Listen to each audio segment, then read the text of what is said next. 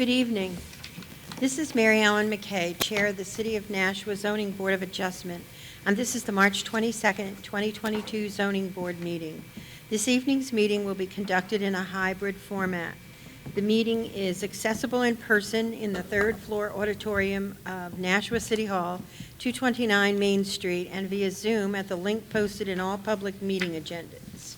Attendance via telephone is available using the Zoom connection details.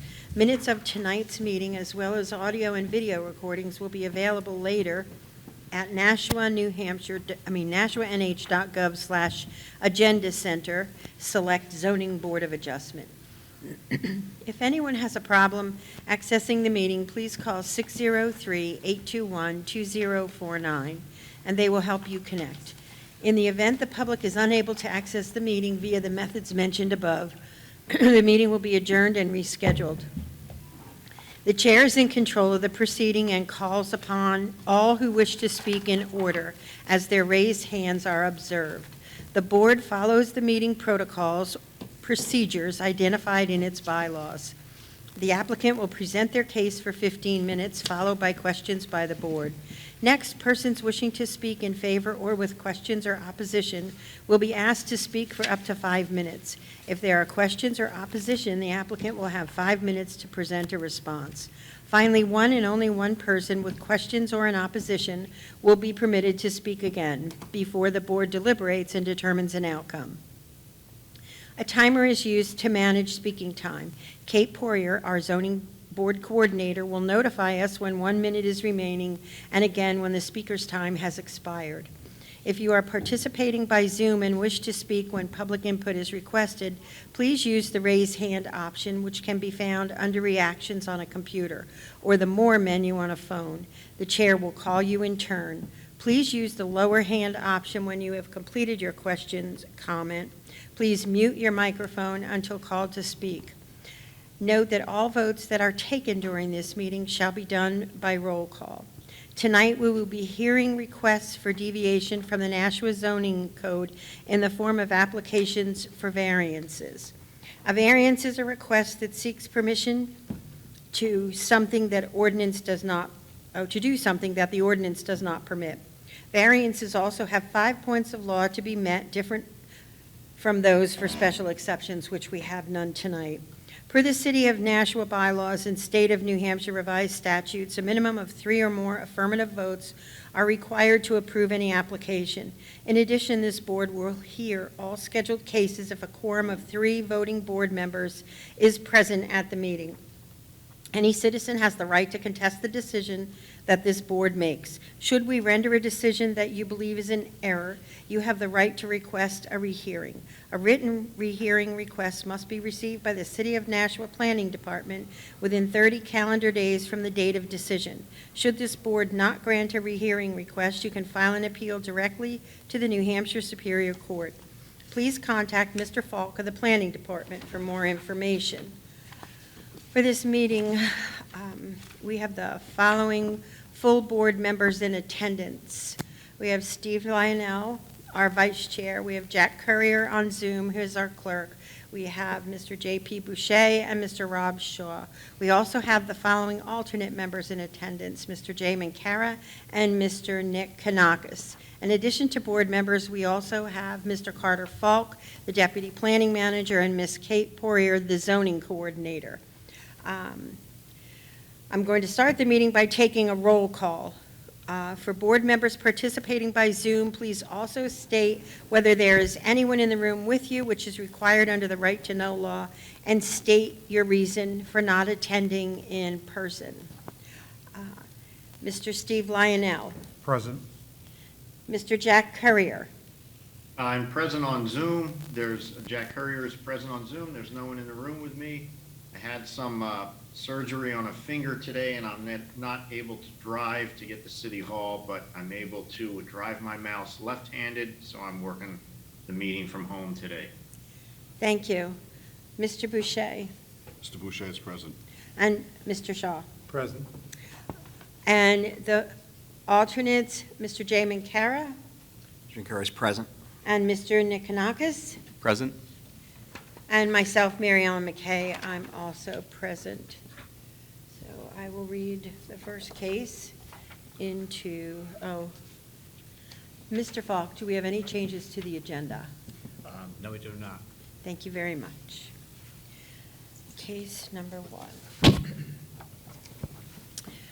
Owner, Seth and Brenda Ann Matthews. Applicant, John Croto, Cornerstone Services, LLC. Address, 21 Fairmont Street. Seth and Brenda Ann Matthews, owners, John Croto, Cornerstone Services, LLC. Applicant, 21 Fairmont Street, Sheet 62, Lot 162, requesting variance from Land Use Code Section 190-16E2A9 to encroach 16 feet into the 20-foot required rear yard setback to maintain an existing 9 by 8 by 15 by 6 deck. This is in the RB zone in Ward 3. Is there someone here to present this case? Mr. Croto is here via Zoom. Okay, Mr. Croto, the floor is yours. You have up to 50 minutes to state your case.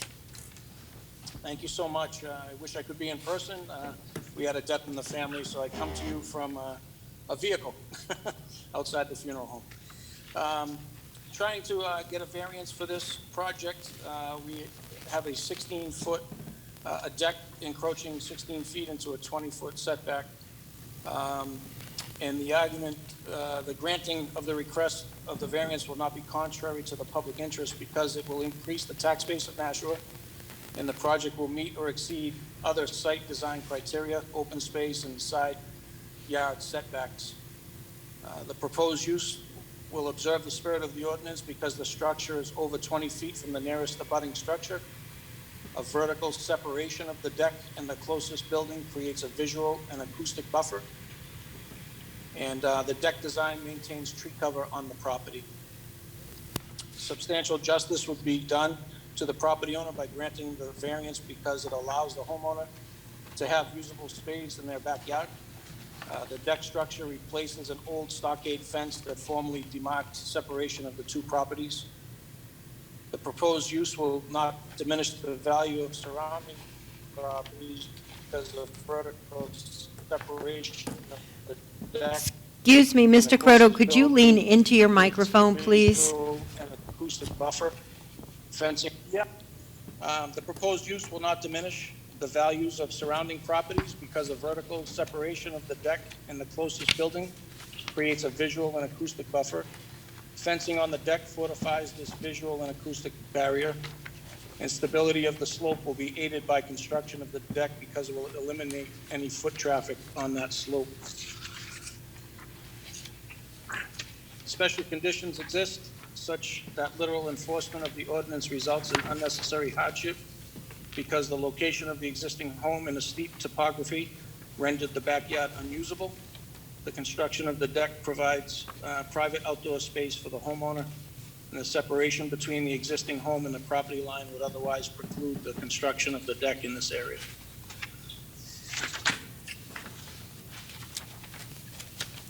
We had installed this at the beginning of COVID, and when everything was upside down, and our foreman that went out there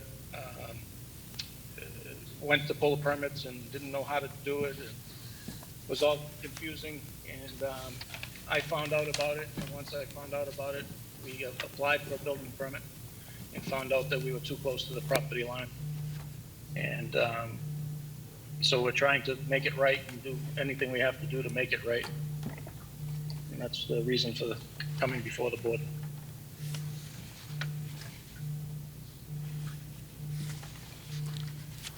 Thank you, Mr. Croto. Does anyone on the board have any questions? Mr. Lionel? Yeah, Mr. Lionel? Yeah. I was having a little bit of difficulty hearing you, but if I understand it correctly, Sorry. well, this also, the speakers in this room are not working too well.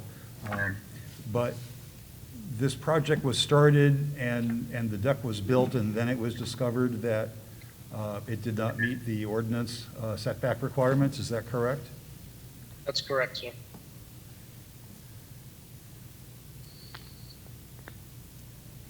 And is it your normal business to work on projects of this nature? Yes, sir. We started in 2020. I've been in business doing electrical contracting since 2003. We recently, in 2020, opened up this division, and so my foreman, who I entrusted this to, dropped the ball, and I'm trying to make it right once I found out about it. Thank you. Thank you. Does anybody else on the board have any questions for the applicant? I have a question. Mr. Courier? Yeah, I was wondering, has it been inspected yet by the city? Has anyone, done that? If this were approved, I think someone would go out from the building department and look at it. I'm just wondering what the status of that inspection is. Yeah, I have been in contact with Dawn, the building inspector, and she cannot give me a permit until this variance is passed. Once it's passed, she has the application in her hand with all the pictures that I just submitted to this board as well, and I have personally talked to her on 2 occasions face-to-face at Town Hall. Okay, thank you. Mr. You're welcome. Lionel? Yeah, okay, so since you don't have the building permit yet, and I can speak from experience on this, the building department may decide that your plans are not up to city specification and require changes. Are you aware of that? And if there's changes to be made, sir, we will make them, no matter what they are. Okay. Thank you. Thank Does you. Any other member of the board have any questions? Seeing none, I'm going to ask if there's anybody present who wishes to speak in favor of this application. Please come up to the podium, sir, and state your name and address for the record. Good evening. My name is Seth Matthews. I'm the homeowner at 21 Fairmount Street. I appreciate the board's time this evening. I appreciate the efforts Mr. Croto has made to remediate this issue. I do want to assure the board that my goal is to ensure that the property is maintained in accordance with city guidelines, and that we will be making every effort to ensure that compliance is taken very seriously moving forward. And I appreciate the time this board and consideration this board has given this evening. Thank you. Thank you. Is there anyone else present who would like to speak in favor of this application? Seeing none, is there anyone on Zoom who would like to speak in favor of this application?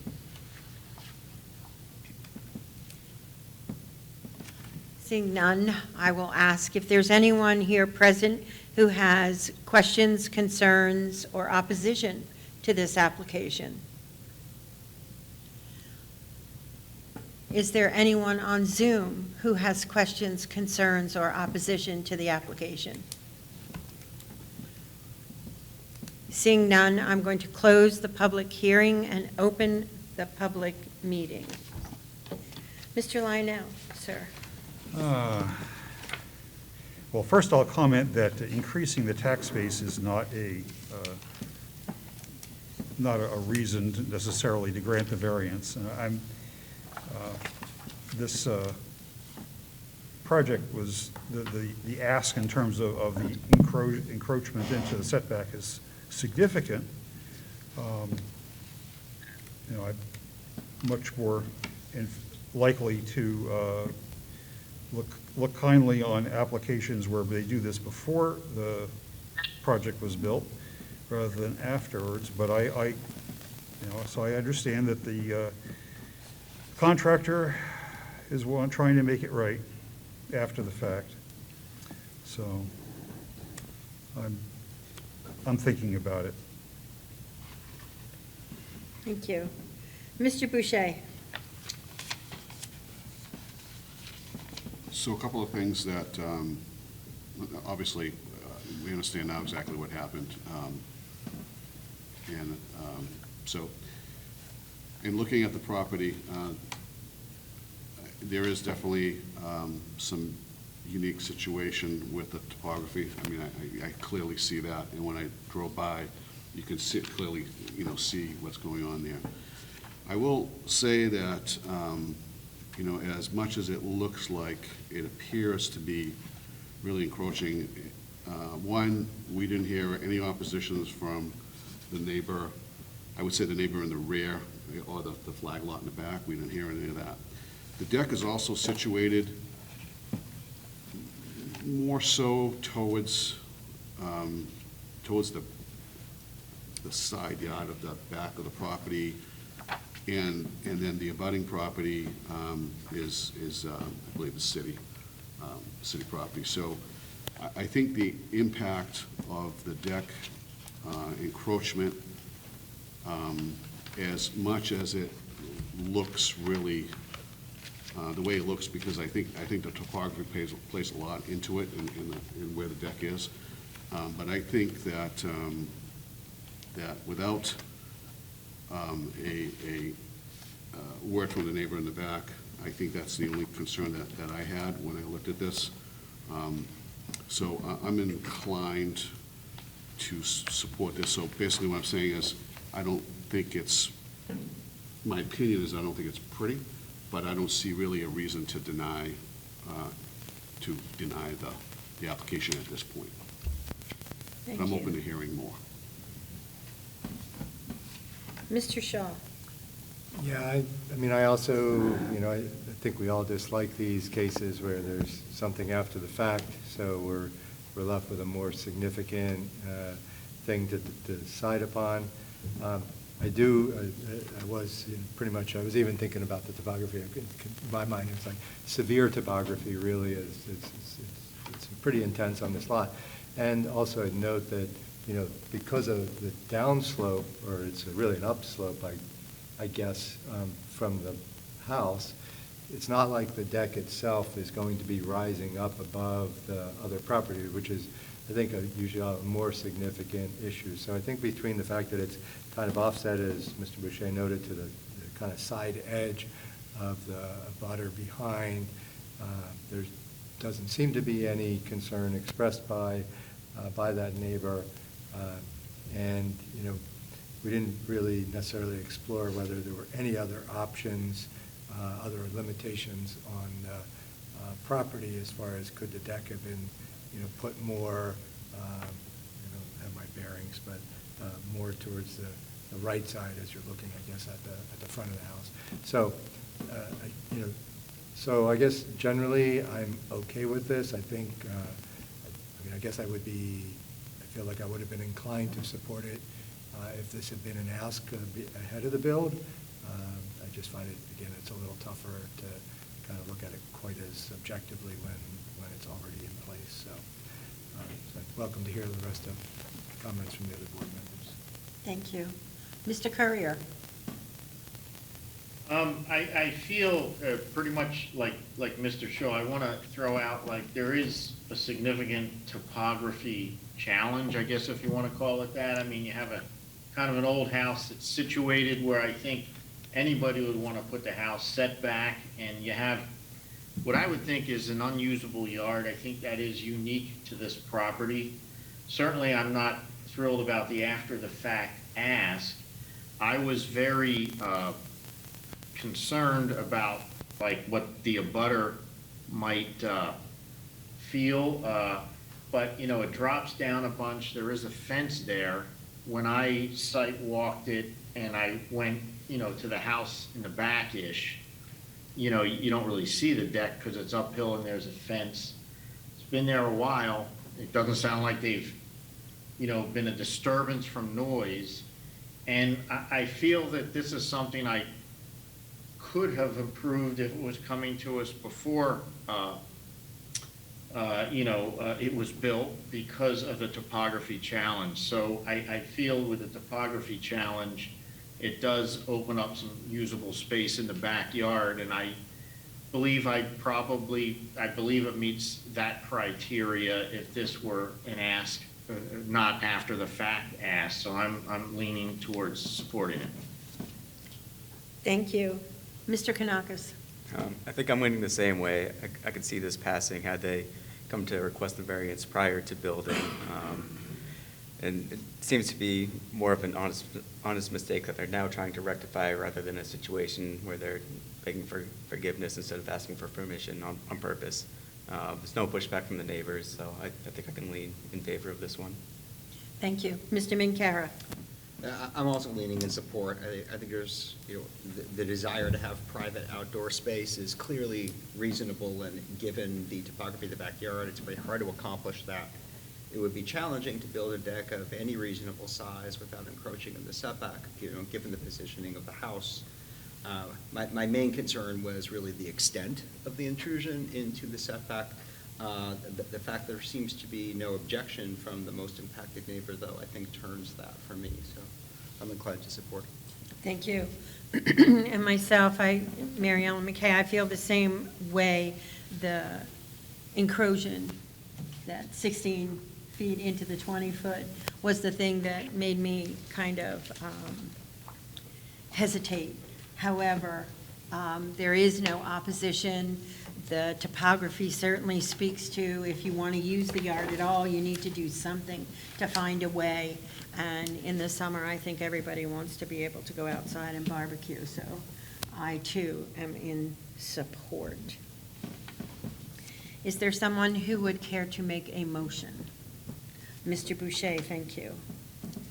I'd like to make a motion to approve the area variance of Seth and Brenda Ann Matthews, owners, John Croto, Cornerstone Services LLC, applicant, 21 Fairmount Street, sheet 62, lot 162, requesting a variance from Land Use Code, section 190-16, subsection E, subsection 2, subsection A, subsection 9, to encroach 16 feet into the 20-foot required rear yard setback to maintain an existing 9-foot 8-inch by 15-foot 6-inch deck. It's in the RB zone, Ward 3. We find that the variance is needed to enable the applicant's proposed use of the property, given the special conditions of the property, and the benefits sought by the applicant cannot be achieved by some other method reasonably feasible for the applicant to pursue other than the variance. Again, the main factor here is the significant topography challenge and the position of the home. We find that it is within the spirit and intent of the ordinance. We find it will not adversely affect property values of surrounding parcels. We find that it's not contrary to public interest. We find that substantial justice would be served. So again, I make a motion to approve the area variance. And thank you, Mr. Shaw, for your second. Mr. Lionel, how do you vote, sir? Mr. Lionel votes in favor.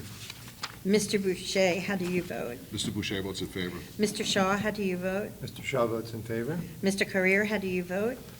Mr. Courier votes in favor. And myself, Mary Ellen McKay, I also vote in favor. That is a unanimous decision of the board. So, Mr. Croto, Mr. Matthews, the variance has been granted, and as you know, any citizen can appeal any decision made by this board. There's 30 days that you would need to wait, and should you have any questions, any concerns, please refer back to Mr. Carter Falk in the planning department. But other than that, congratulations, your variance has been granted. Thank you. Thank you for your presentation.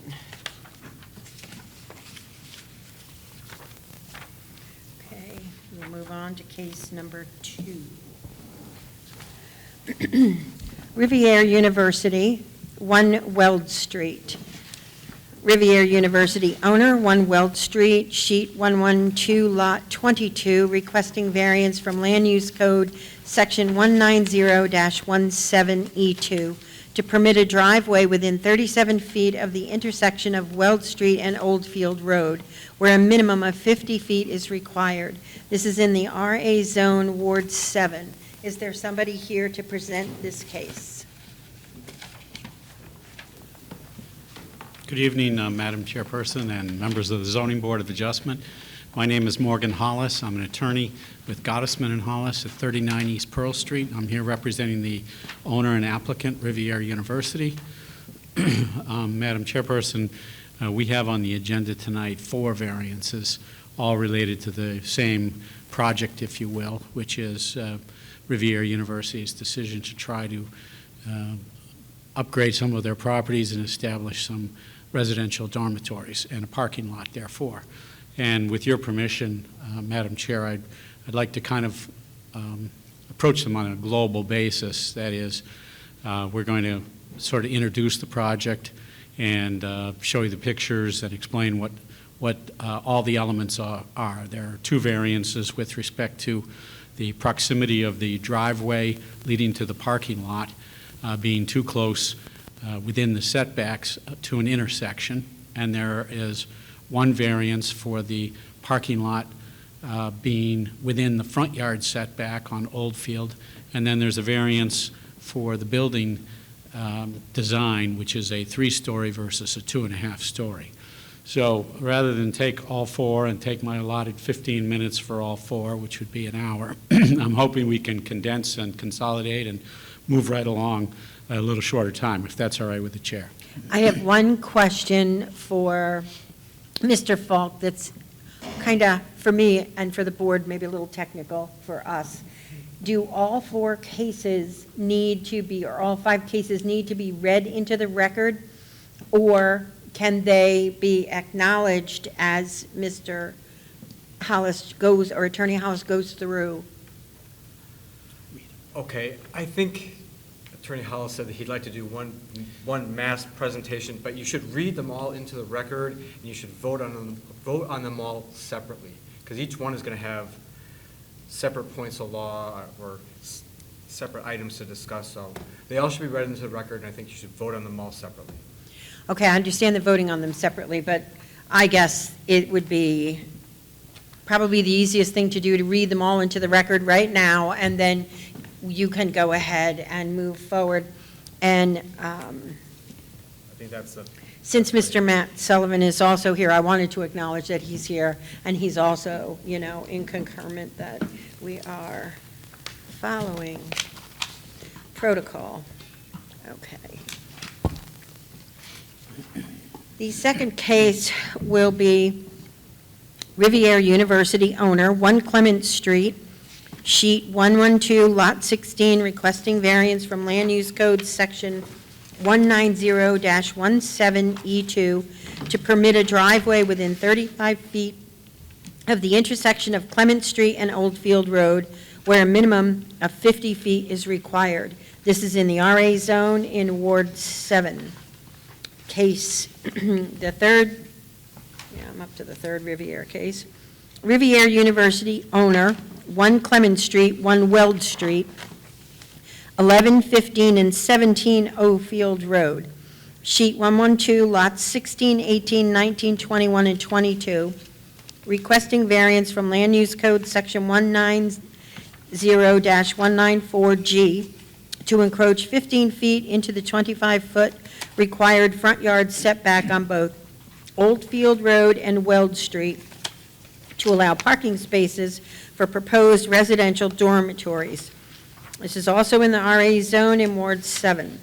And the final Riviere University case, case number 5, is Riviere University owner, 1 Clement Street, L, South Main Street, 439, 441, 443, 445, and 447 South Main Street.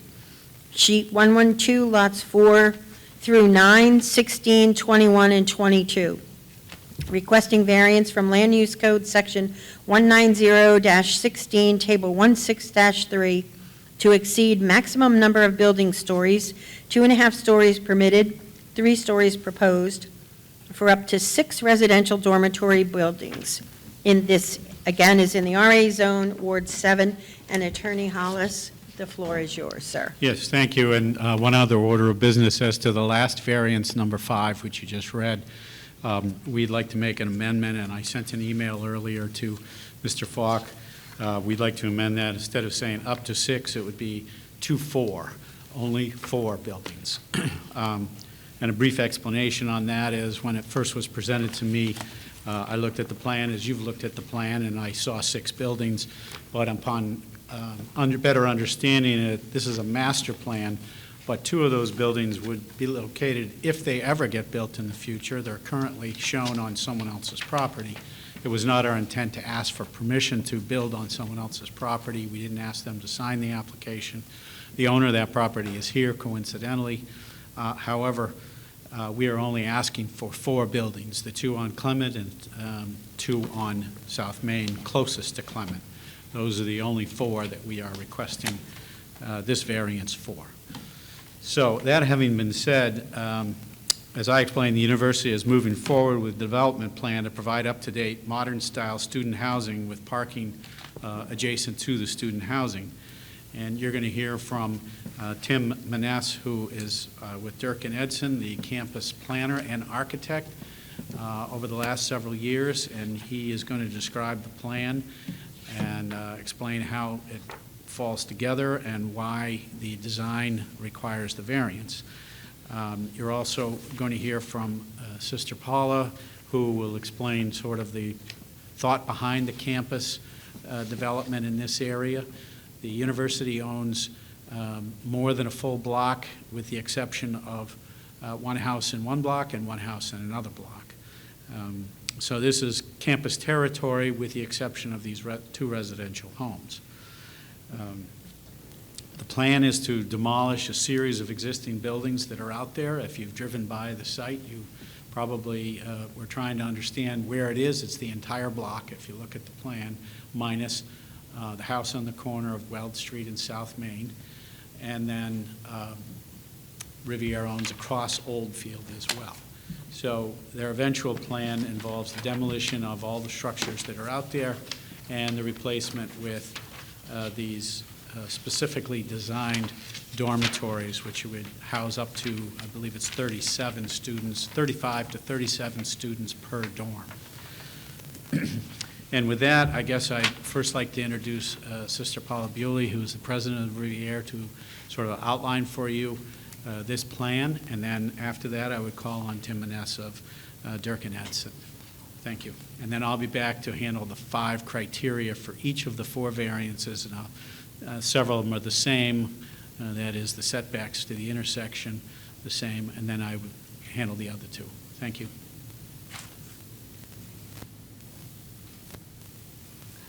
Good evening, Madam Chairperson, and thanks you to the members of the board for allowing us to appear this evening. My name is Sister Paula Marie Bewley. I'm president of Riviera University, and I am in my 10th year of service. You might recall 10 years ago, a billboard that said Sister, could you please state your address for the record also? Yes, my address is 420 South Main Street. Thank you. You might recall 10 years ago, a billboard on Route 3, Nashua is our home and the world is our classroom. Nashua is also our neighborhood. So as our master plans developed, we took into consideration the quality of our environment and building materials. We took into consideration the safety of our students and pedestrians, and we took into consideration the land that has been acquired over the years since 1942. Nashua is our neighborhood. You might recall our first part of the campus master plan called the Gateway Projects. We worked with our neighbors on 6 Daniel Webster Highway, our neighbors at 1 Robinson Road, to create an environment that was welcoming to the community, that was safe, that was durable, and that represented Nashua as the Gate City, and certainly a city in the Granite State. As we moved further down Main Street, we took into consideration the impact of stormwater, we took into consideration the impact of green space, and we took into consideration the importance of vehicular circulation, parking, walkways, and curbing. On our signature project, the Science and Innovation Center, we worked with our neighbors to ensure that light, that sound, that visual aesthetics were in keeping with their expectations, because we're neighbors also. As we built the athletic pavilion, which is open to members of the community, we wanted to ensure that noise, light, traffic, sound of buses were mitigated. And we worked with our neighbors and continue to work with them to ensure that their environment is peaceful. Most importantly, as residents of a campus that has been acquired from neighbors over the course of nearly 70 years, we've had to work within the boundaries of the topography, of the crosswalks, of the vision of the early sisters who built Adrian Hall, Trinity Hall, Guild Hall, and particularly in the health and safety of our students and pedestrians on Main Street. This evening, we come before the zoning board with that same criteria. Health and safety, the convenience and feeling of neighborliness that we wish our neighbors to have, but also with the limitation of the site, with topography. We come with these limitations asking for a variance, which will be explained, but we also come with the intense goal of meeting, speaking, accommodating our neighbors wherever they may be on the site, but also making improvements on the site that will benefit the community, that will benefit the neighborhood, that will benefit Riviera and its students. So I thank you for your attention this evening. May I introduce Mr. Tim Manis, project architect, and someone who has designed the Riviera new buildings for the last 8 years. Madam Chairwoman, thank you. Thank you to the members of the board. Thank you. Thank you, Sister Paula. Thank you, Chair, and thank you, Board. My name is Tim Manis, and I'm with the firm of Dirk and Edson. And if you want our address, Yes, it's sir. officially 33 South Broad Street, Lidditz, Pennsylvania. So if you want some chocolate, that's where you go, to Lidditz, Pennsylvania. And that's where we hail from. And I'm here to really give you an overview of the design. How did we get here? And how we got here specifically tonight was by meeting, as we always do, with the city staff. I think Carter might correct me if I'm wrong, but we met back in December, maybe. Sounds about right. To We had a couple meetings on Zoom. yeah, we always tried to come to the city first and review everything we're doing. So Carter was there, the planning staff, the engineering staff, and based upon that meeting, we went through everything that we could think of and came up with what we are here with tonight, which are the variance requests. So if we could just, I'll just say click, is that okay? Click. I can't do this. And the next slide. I'd like to do a project introduction. Sister Paula's done a wonderful job, but just from a design perspective, design background, the Phase 1 plan, and really the Phase 1 plan, what we would like to build soon is just the first 2 buildings. I know we're asking for a broader relief that Attorney Hollis is talking about, but the initial plan is just the first 2 buildings along Clement Street. And then the ultimate plan, of course, and then to follow up from that. So just as a kind of a orientation, Riviera's existing student housing, where is it? Well, from top to bottom on this slide, we have Broussard Hall, which was built in, I think, the 90s. We have Presentation Hall, which is kind of tucked up on the hillside above the Student Center, and we have Trinity and Guild Halls, which kind of face north-south along South Main, and that's all of the university current housing. All of those are more or less more traditional type dorms. Some apartments, but especially Trinity and Guild are more center hall dorm type buildings, 3 stories tall. The parcel down in the bottom right there is the parcel under consideration, kind of the block under consideration, if you will, highlighted in yellow. And you see the numbers there. The larger dorm buildings, Guild, Trinity, 170, 110. Presentation Hall is 35. That's really kind of what we're at, 37 for the buildings we're talking about. Smaller apartment style. Next slide, please. So the housing building goals were apartment style housing, really with upperclassmen in mind, upper division students with in-unit kitchens. These people will have some ability to cook, but also ability to be on some level of a meal plan. Primarily single bedroom units with some double bedrooms in that upper level. An elevator, obviously, for ADA accessibility, move in and move out. Building entry to provide easy access to campus and from parking. One of the things we've been trying to stress as we've gone along over the years is improved accessibility and pedestrian access throughout the campus at Riviera. There used to be a lot of walking through parking lots to get anywhere, and we'd like to stay away from that, having the parking in the center of everything and move it to the edges. It's just a campus planning principle we try to follow. 30 to 40 beds per building. We've landed at 37, and buildings of a smaller scale than traditional dorms. Yes, they're larger than houses, but we've tried to look at the larger houses in Nashua and kind of scale and articulate the facades in a way that they feel more residential rather than feeling like a big, institutional type building. As far as the site goals go, provide increased green space and organized walkways, really continuing with the campus improvements that have been done over the years. Providing additional parking for housing units. Riviera's committed to providing one parking space per bed so that they have a place to park when they're there. And also, we have some parking on that site already. We need to make sure that we are making that up. And then we're trying to add a few parking if possible. And we end up adding 6 net spaces campus-wide.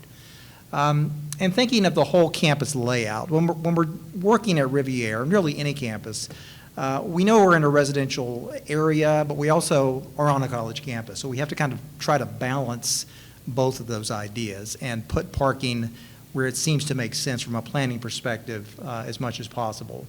And then the quality and approach, as Sister has mentioned, continue that Riviera approach from recent projects, landscape, lawns, lighting, really the holistic view of it from outside in, making it look like the college campus that we've been working on for many years now. So next slide, please. The Phase 1 project is what we hope to be able to present to the Planning Board, is what you see here on this rendering.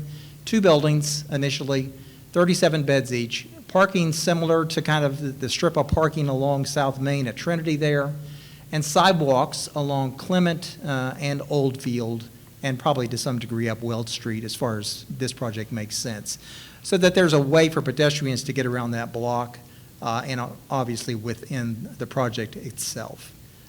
Next slide, please. To address specifically the setbacks on the driveways, just so you know where they are. Again, we're trying to maximize our parking, number 1. 2, trying to keep more of a buffer space along Oldfield instead of having driveways come out into Oldfield. So we have a green strip along there and put the driveways kind of where driveways are now, at least on this end, where a lot of Riviera parking is over in that direction. And then the next slide. And then kind of a mirror image of that down on the other end at Weld Street. Making that parking really straight, because the straighter it is, then the more parking we can pick up in there and gain and make sure we have parking for everybody who needs to be there. Next slide, please. This is a 3D model image of the first 2 buildings, which would be the first phase. In the foreground is Clement Street going up to the left and around. You see the Science and Innovation Center building. You can see that. So it would really be these first 2 buildings with the parking on the right, and then the existing homes that are along South Main and Weld Street would remain, along with a lot of those big trees that aren't shown in this photograph. And then there's some other views as we go into this, please. Here's a view just for information purposes. Coming up South Main Street, you see the Science and Innovation Center on the left, and you see these residential buildings on the right, and they're depicted as close as we can make it. This is a view from Clement Street and Oldfield, so we're going to kind of walk around that block now. This is standing there with Oldfield on the right, Clement on the left. This is the before, and if we can go to the next slide, this would be the after view. So you would see the parking lot, you would see landscape buffer edge there, obviously the buildings to the left, and in this first phase, the houses along South Main and Weld in the distance there. And then the next slide, please. This is standing kind of at the bend. That block has got kind of a funny bend in it. This is standing there looking really toward the Science Building, if you will, kind of north looking. The before, You see the existing structures, those would be taken down, and this would be the after view. There would be a landscape buffer in the foreground, sidewalk, parking just inside that, and then the green space beyond with the existing homes. If you look in the middle of that, you can see the science building, so it would kind of open up the view to that, and you see the residential buildings on the left. And this is from Oldfield and Weld, looking pretty much in the same direction. And if we can go to the next one, again, landscape buffer, parking lot entrance, straight through, and with the existing homes on the right, that would remain in place, and the first two units, the Phase 1 units down there on the end. As Attorney Hollis mentioned, ultimately, maybe this could become a 6-unit master plan, and I think that's the appropriate word to use. We had to kind of look at the block as a whole and say, okay, well, what could this be maybe eventually? And we could possibly get 6 units on there as a long-term idea. And putting a green space in the middle of that, when we first came here, Riviera really did not have identifiable green spaces. And so we kind of developed this idea of a village green with walkways around it. And that's really what we're trying to follow here, to create meaningful green spaces on campuses where pedestrians can circulate, and frankly, where anybody can kind of come and walk through. And that's how the buildings are organized around that. That pushes the parking to the edge and keeps it along that south edge of the site. So a 6-building possible long-term layout. This is an aerial view kind of hovering over Daniel Webster Highway, maybe looking north towards Science and Innovation in Muldoon with those buildings in the middle. And they're really identical buildings envisioned right now. Next slide. And these are all the same ground level right around the block, the next 3 or 4, if you can just click through with a couple seconds each. The ultimate build-out, ultimate. And then I'll take you quickly through the floor plan so you understand it. 37 beds per unit, really 4 apartments on the first 2 floors. That's the first floor. You want to go to and this is an axon view of that apartment, just showing you the individual bedrooms and the community room. Go to the next one. This is the proposed second floor plan, which is a mirror of the first floor plan. And then we have an axon view of that apartment. Again, upper division housing for these.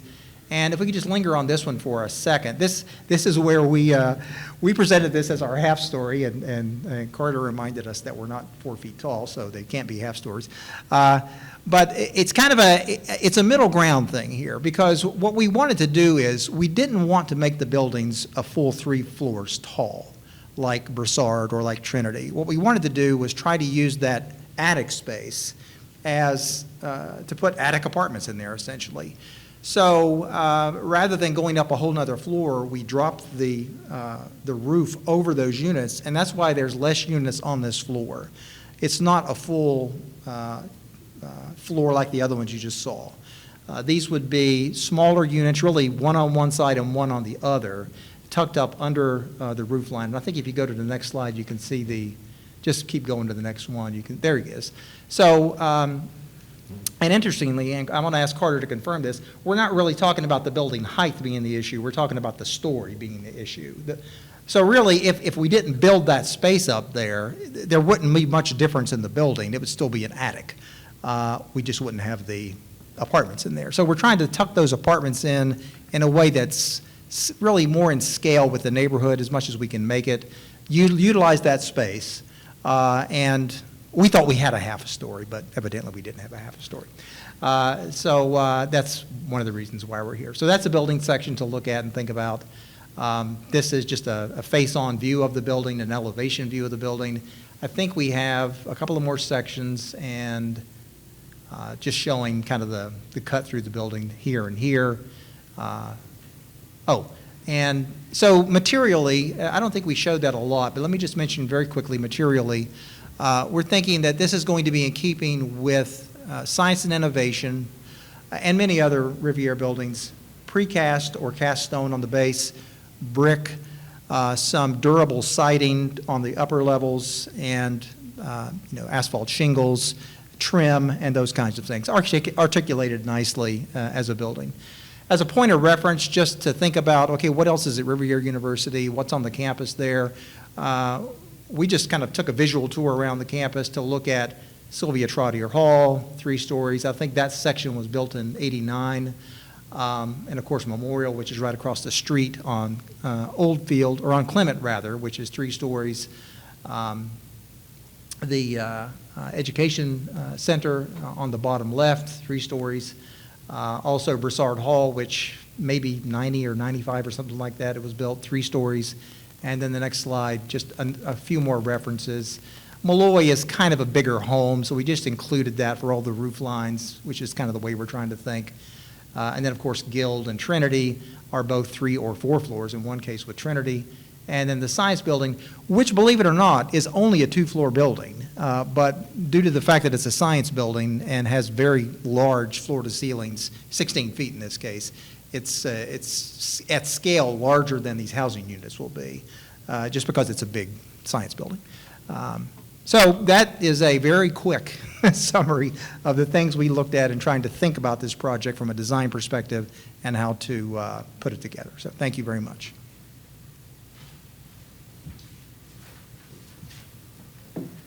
Thank you. And Madam Chair, again, for the record, Morgan Hollis, Gottesman and Hollis, 39 East Pearl Street in Nashua. And it's my job to go through the necessary 5 criteria for you to grant these variances, which I'm about to do. I don't know whether you would prefer to take questions of the description now or later. I'm going to proceed, and then I think the board can ask questions and everybody can come up. But I leave that to you, Madam Chairperson. So the first variances I want to discuss are the 2 variances with regard to the location of the driveways coming out of the parking lot. And these driveways come out on Weld and Clement Street. And currently the properties have multitude driveways on Oldfield Street. But our proposal is that we'll end up with 1 driveway on Weld and 1 driveway coming out Clement Street. What we're asking for is you must have your driveway 50 feet from an intersection, and that's what the ordinance requires. We're asking 37 feet in one instance and 35 in the other instance. So one, we're encroaching 15 feet, and the other, we're encroaching 13 feet. The arguments are essentially the same. What I always ask myself, but most importantly the client, is what are the drivers for you to be asking for a variance from the zoning board rather than following the ordinance requirements? And in this case, you've heard the explanation of why they're doing what they're doing, but the 2 drivers here are, and the order of importance is somewhat equal, but the 2 drivers here are, in the first instance, if you drive on South Main and you turn the corner on either Clement or Weld, you realize you're headed downhill as you get to Oldfield. You saw those pictures that were shown, the current versus the future, and you probably noticed right at the corner of Clement and Oldfield, there's a fairly significant topographic drop. The same thing occurs over on the street, at Weld Street, as you come off South Main. It drops down to Oldfield. I have a few pictures because I wasn't quite sure if Tim was going to have them in his batch, but I have about the same kind of pictures which I think depict it, and I'm just going to pass them out to refresh your memory. I had one other picture, which is the new houses on what I would call the east side of Weld Street, the ones that were just built if you've had a visit out there. And that last picture in this 4-picture set shows specifically the difference in the topography between the front half of our property and the back half. And in their case, they've got a very fairly significant banking running from the front house to the back house, the 2 houses that have been built. And I'm going to talk a little bit more about it, but I'll just pass these out, Madam Chair, if I might, to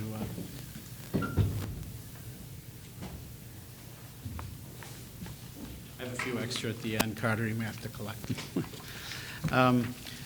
So our criteria is, and the second driver, so the first driver is topography, and the second driver is what you heard from Tim, which was that we want to, is that mine? Did I think that's your other paper.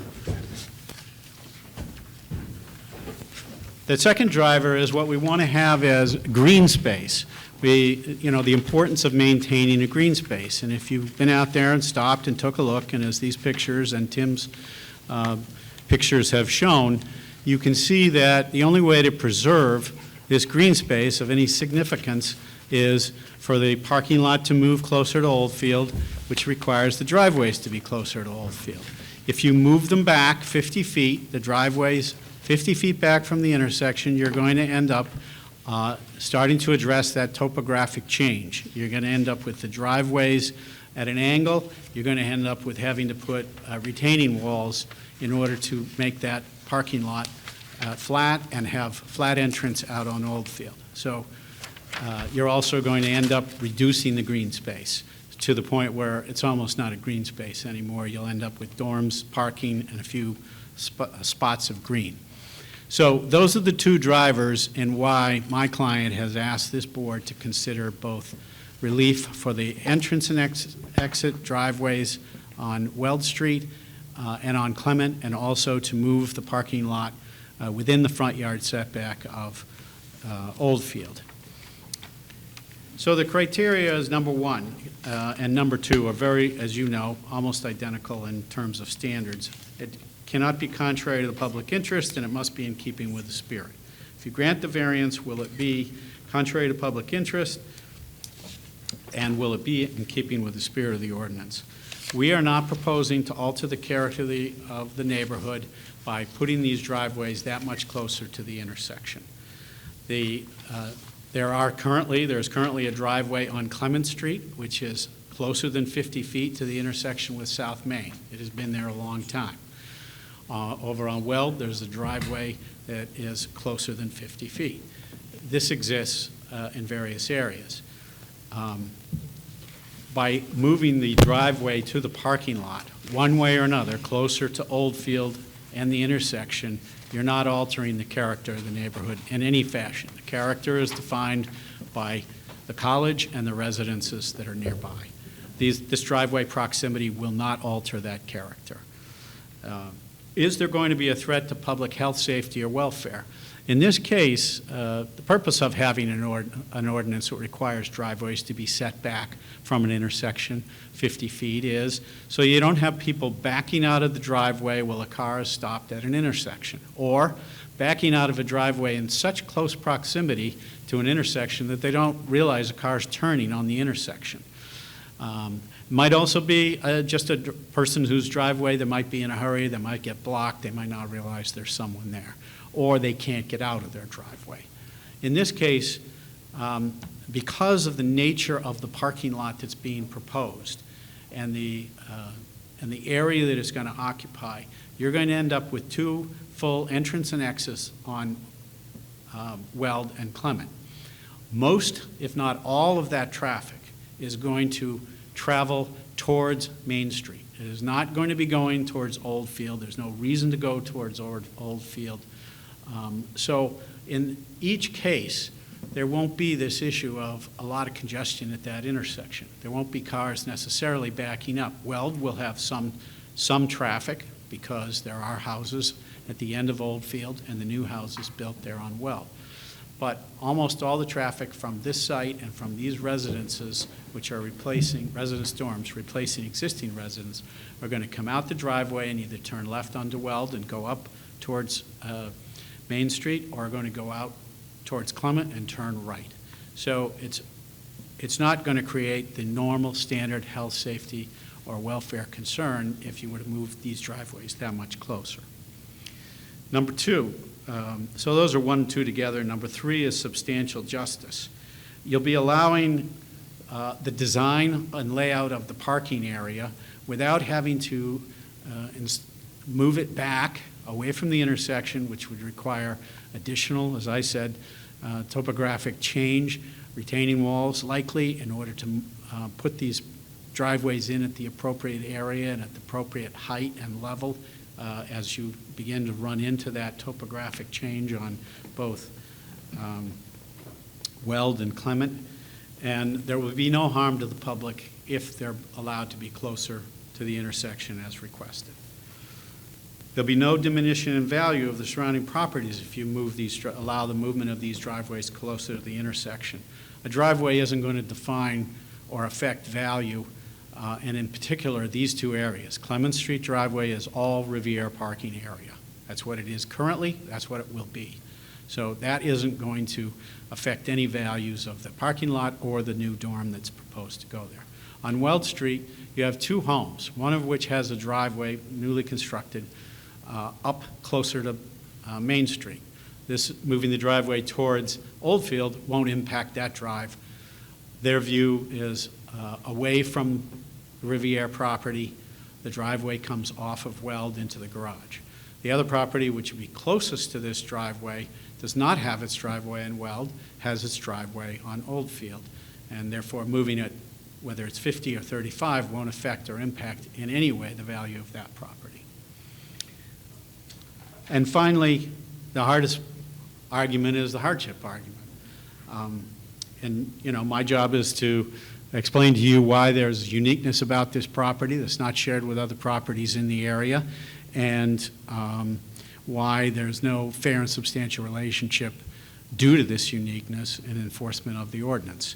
So first I have to start with why is this property unique? Well, I've made the argument in the application, as you've read. This is Riviera property that has been, it's a consolidation of a series of lots. The lots are going to be consolidated in order to build a parking lot, which is a permitted use out there if we go through the planning board and receive approvals.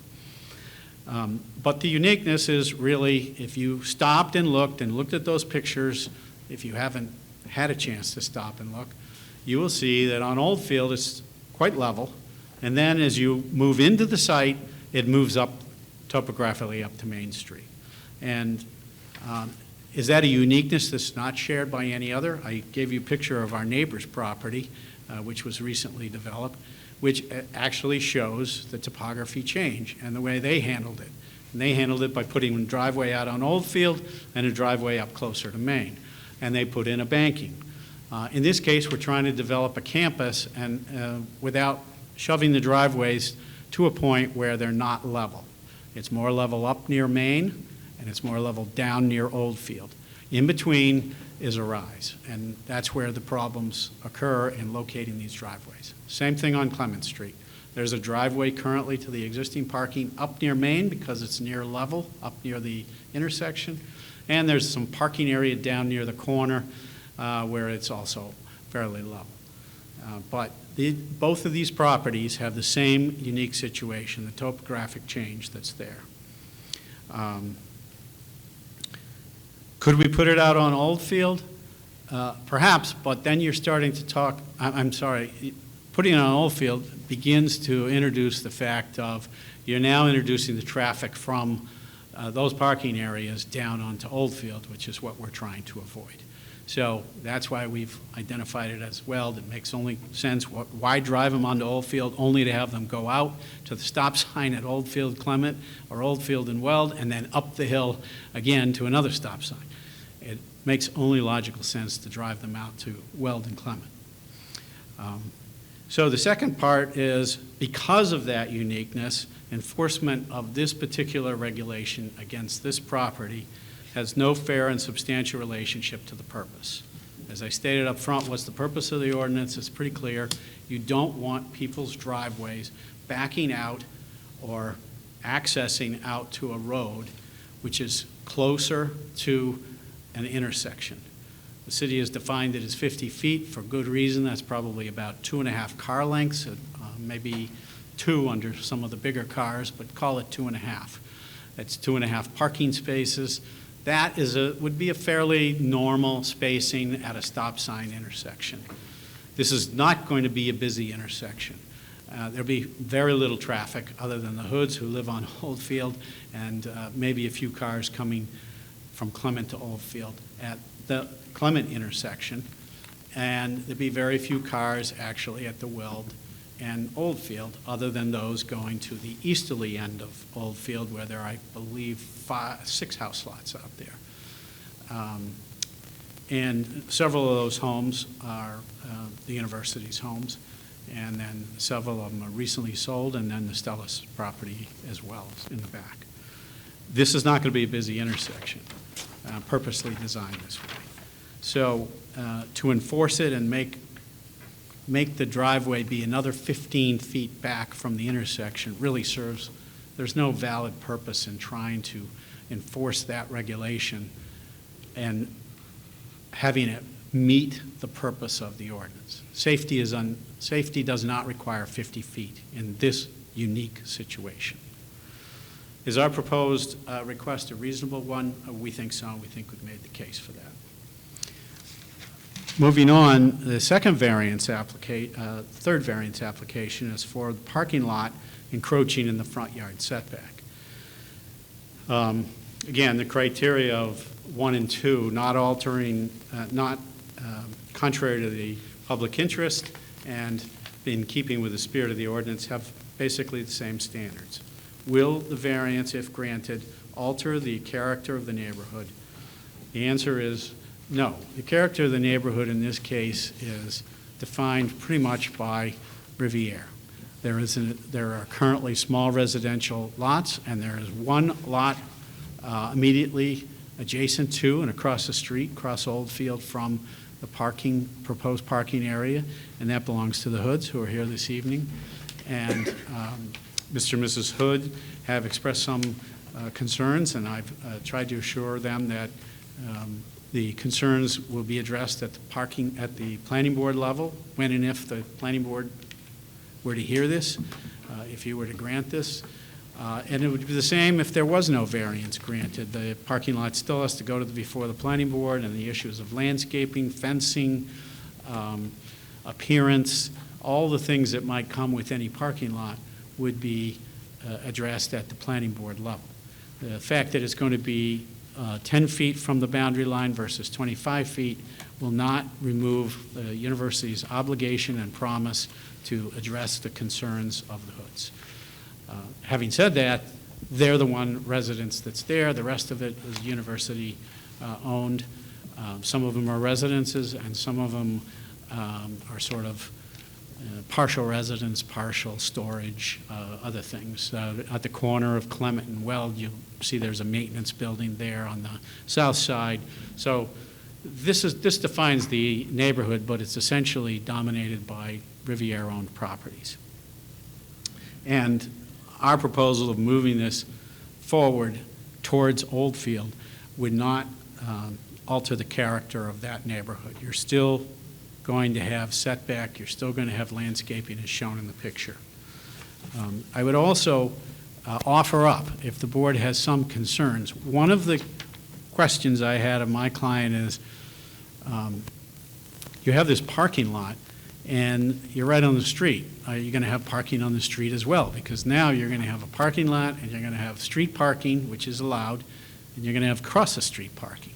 And what we propose is, if you see fit that we met all 5 criteria, we would offer that we would intend to go to the Board of Aldermen and introduce legislation for no parking on that side of Oldfield, that is, the north side. And just want you to understand that's the intent of the university.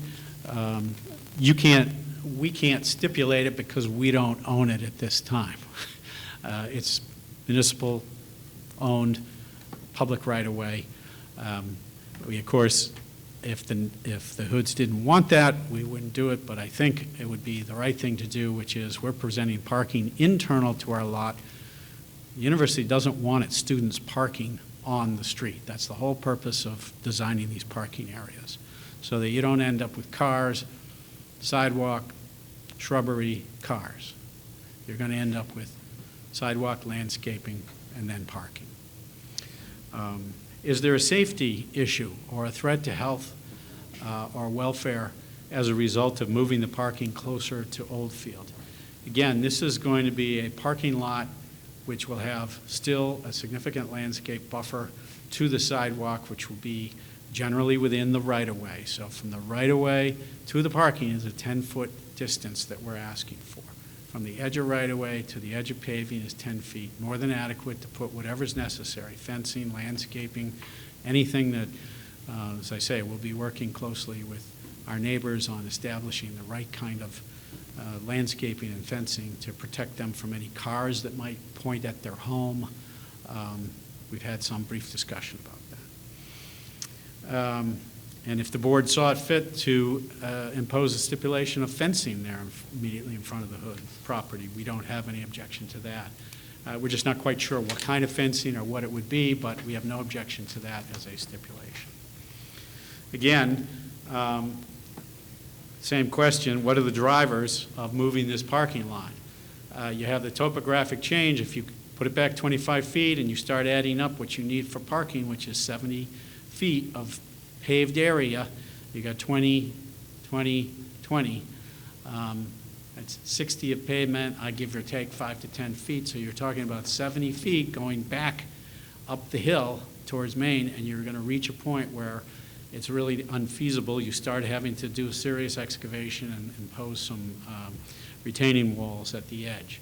So what we're trying to do is maintain that parking in an area where we don't have to do that kind of deal with that type of topographic adjustment, and rather we'd be in a position to deal with it more in keeping with what our neighbors over on the east side of Well, those two new houses did, a slope rather than a retaining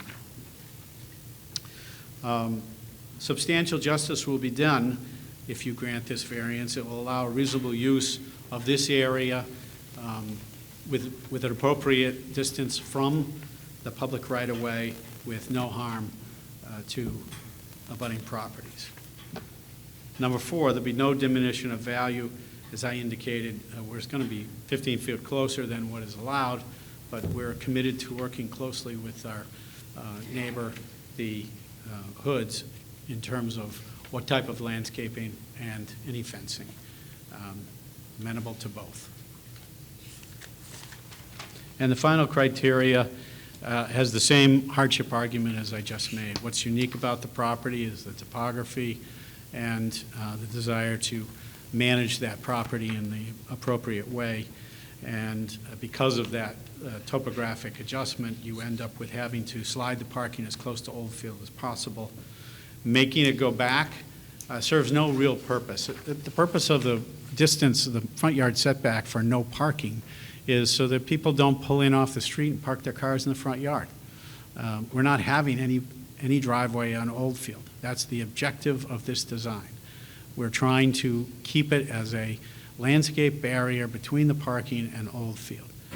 If we had driveways off of Oldfield, then we would be contradicting our whole purpose of trying to maintain a landscape buffer between Oldfield and the parking lot. So enforcing it and requiring us to step back may push out a contrary result, which would be multiple drive points off of Oldfield, trying to shape the driveways and the parking areas in a different fashion.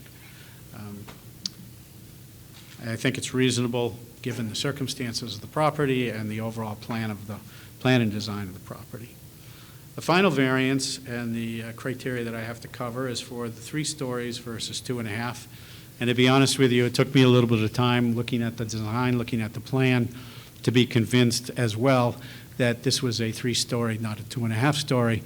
But Carter convinced my client, and that's all that matters. So it's a 3-story, and I think it's made 3-story by that center design of the building, which you may recall seeing on the plans. I don't know if you're able to call it up at all. But it's the center of the building design which kind of pushes this over the top. Had it been what we call gabled or dormered, we might have been able to have a 2.5-story. You can see the 2 gables in the front. You might have popped a window in there or something, but it's that center piece that as you look at it, you will see it's a full 3-on story right there as you walk up. You can't walk around that, but that's the design that allows the university to have units in that 3rd floor that are not your typical large house tucked under the eaves units. You know, many of the old houses on Concord Street have the 3rd floor with rooms tucked under the eaves, probably not the right place to do it. That's not what architects do these days. So that is the design that puts us into a 3-story. But for all intents and purposes, for your viewing, most of the building is a 2.5-story building and is in compliance. It's just that one central design feature which gives us the space and units on the 3rd floor. Having said that, the building itself is under 35 feet, which is the maximum height allowance. We are not asking for a height variance. So I consider that fairly significant, because the real reason behind multiple stories, or 3 stories versus 2.5, is to keep the height within the neighborhood scheme, if you will. And in our instance, we are keeping this height of this building at 35 feet or under. So will going from 2.5 to 3 by the design presented to the board this evening be altering the character of the neighborhood? No. Again, we're showing the 4 buildings. That's all we're asking for. They're not adjacent to the new houses that were just built. They're closer to the buildings that exist on campus. I think you saw in one of the slides all the other campus buildings. If you've driven down there, you know right there at the corner of Clement and South Main, you've got these several new buildings and some old buildings, but they're all of that same height. So our position is it's not altering the character, it's fitting within the character. It's also a good transition to a single-family residential neighborhood located to the east on Oldfield and headed down South Main Street. We don't believe there'll be any threat to health, safety, or welfare for 2.5 stories versus 3 stories. There's really little change.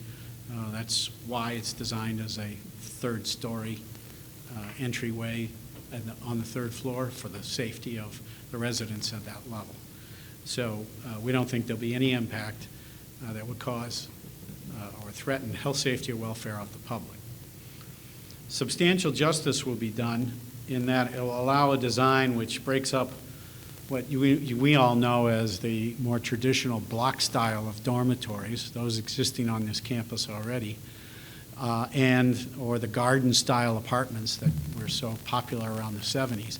It breaks those out and allows the university to come up with a design which has a limited number of students, 37 number of beds in the building, and yet it's not small, tiny house dorms, you know, what we may have seen on campuses of former fraternity houses where fraternities are not allowed.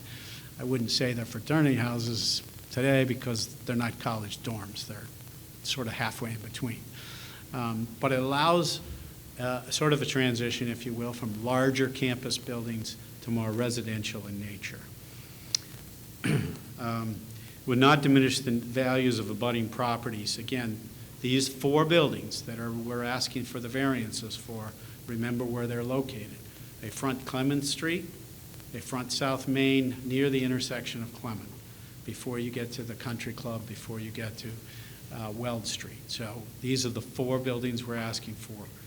We're not in here asking you to consider the 2 that would be on Weld Street and at Weld and Main. Those are not before you. That was just part of the master plan we're showing. So it's only those 4 buildings, and again, their neighborhood, of which character you have to consider, is really the Riviera campus per se. And then finally, the hardship argument. And the hardship here has to be different, because we're not arguing, gee, we have to be 3 stories because of the topographic change. We're arguing that it's really a design and ordinance provision which limits what we can do. And what we have is kind of a unique property where we're putting these 4 buildings. We're in a college campus with large buildings. Right now, there are residential homes. So the option is you can maintain those residential homes as college campus dormitories, which is not ideal, not the right way to go. You could remove them and put a 2.5-story block building, or you can go for these smaller design buildings which allow this 3rd story, which in my view is 2.5 for most of the building and 3 for the other.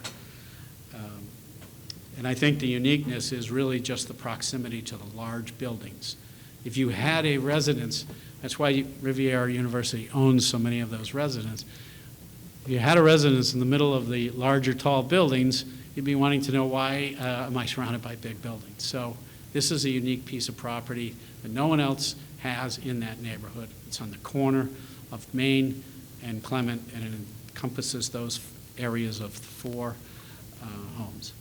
So that's my arguments on the 5 criteria. I'm happy to answer any questions. As I say, the hardship argument on this last one is significantly different than the others. Thank you. Does anyone, any member of the board, have any questions for Attorney Hollis? I don't see any, and I don't see Jack's hand raised either. So at Thank this you. point, there are no questions. Is there anyone else here who would like to speak in favor of this application?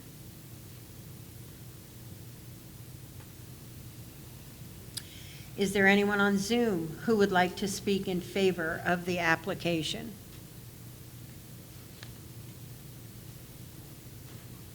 I don't see anything. Is there anyone here present who has any questions, concerns, or opposition to this application? I saw your hand first, sir. Would you please come up and state your name and address for the record?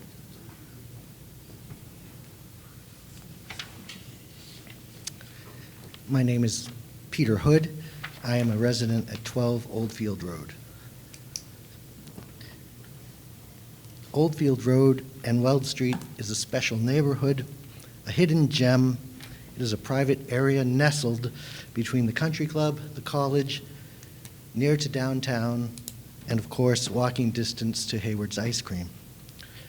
The neighborhood is a small residential neighborhood with a little over a dozen homes. It's also a growing neighborhood.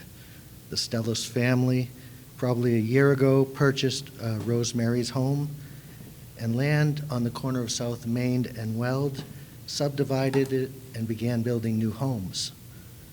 We were very pleased when they took into account the nature and flavor of our neighborhood to build the subdivision. It's my understanding that they could have proposed to squeeze in 11 homes on that area due to the size of the property, but as good neighbors, they decided to propose a 5-home development to keep in the style of the existing neighborhood. Sister Paulette is passionate about her campus as the president of Rivier University, and she's done wonderful work in transforming the campus with the new science building. The campus refresh over the past decade has been beautiful, and therefore we have been open to listen to Rivier's plans for the Oldfield block. However, after listening to the plans, I do have some concerns. I have grave concerns that this development could forever alter the nature of my neighborhood. With the mass of the project, the density of the 4 proposed dorms, and parking for 114 students, which is only, in my understanding, for the first 2 buildings, I feel that this project could destroy the character of my neighborhood in its current proposed incarnation. It's overwhelming to a neighborhood with only a dozen homes. I hope the college can find a more creative way to balance the plans for college housing while at the same time taking into account the existing neighborhood's needs. Currently, the neighborhood is a quiet neighborhood, and I appreciate Morgan's comments about attempting to keep the Oldfield Road away from the traffic of this housing. But I do feel that adding 114 vehicles in this area will have a significant effect going to the, especially, is it the east side, Morgan? Is the residential end? To the east side on Weld Street. The Clement side, it really is the college, and I really have no problem on that end with the driveway cut-in on that. One of my bigger issues is the original plans, which I was shown, has a parking lot that runs parallel with Oldfield Road, the length of it, and it's 2.5 to 3 times the width of my road. It's like adding an airport runway in front of my house. And instead of a quaint neighborhood, I'm now facing a large parking lot. I am also concerned of the environmental, well, mostly my daughter, is concerned with the environmental impact of the parking lot, as the lot will act as a giant heat sink, trapping the sun's rays and increasing the temperatures of the neighborhood. I think the university's request in case 4 of a reduction of the setback of 25 feet to 10 feet is problematic.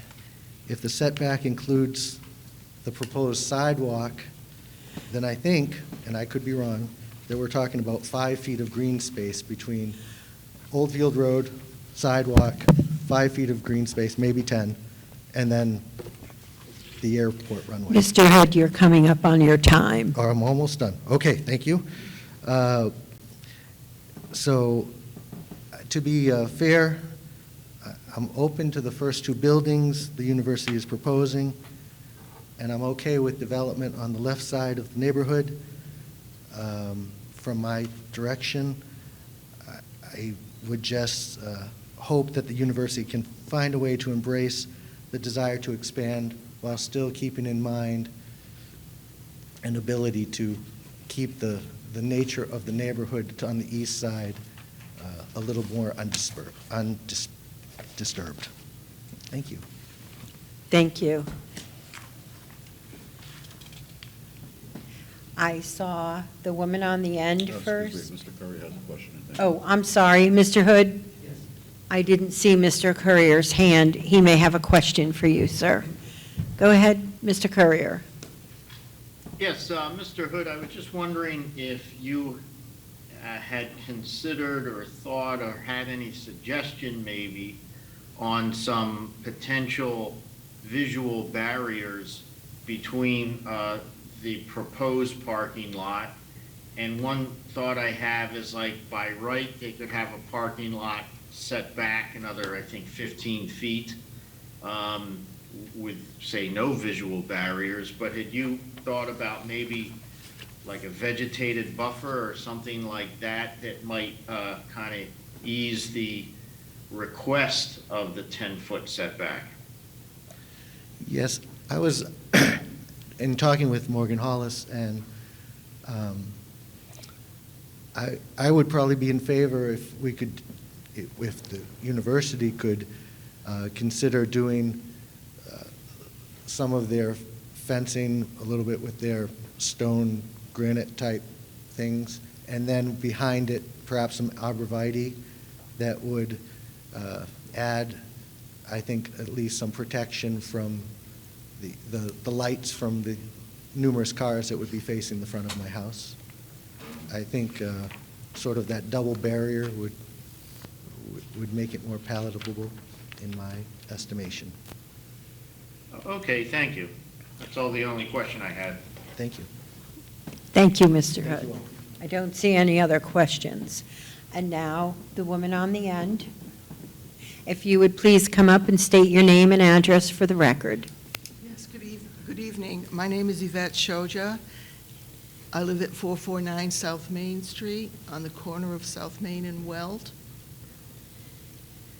My concern is with this parking lot and Oldfield. When school gets out from Memorial Hall, there's an awful lot of traffic coming down Oldfield and up to Weld to the stop sign. And I do, since I live there and I'm home all day, I see them, the cars are stacked, 7, 8, waiting to get out onto Main Street. So there's a lot of traffic there. It's a very narrow street. And if they put vegetation here and a driveway exit close to Oldfield, as the people are turning from Oldfield onto Weld, if they're coming out of the parking lot, if it's too close, there's going to be a problem. And the amount of traffic there is now is pretty bad. So I don't know what this would do if there was all of these extra parking spots here. And also, once these are built, happens to the value of my property in order to sell it at some point to, say, someone else who wanted to live there. So those were two concerns of mine to consider, okay? Does anyone have any questions? There's no questions No for you, questions. Mrs. Okay, Sojak. thank you. Thank you. And now, please come up.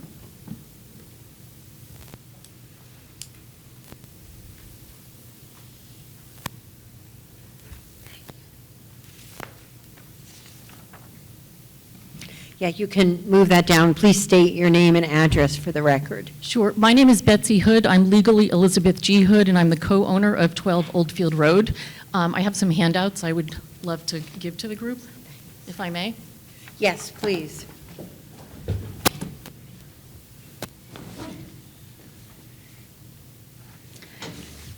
It's a two-sided handout that reflects the view from our front door currently, and on the back shows exactly where we're located relative to all of the properties around us. Peter's uncle built our house in 1981, and after his death 15 years ago, Peter moved in. I joined him over 10 years ago, and we actually bought the house in 2020. I've always loved Riviere. I got my master's there in 1990. I bought a commemorative brick for their walkway. Up until now, they've been good neighbors and have done a good job upgrading the campus.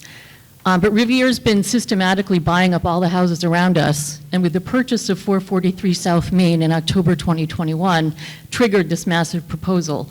Now they're claiming it's a hardship to not be allowed to tear down 8 residential homes to meet their housing goals.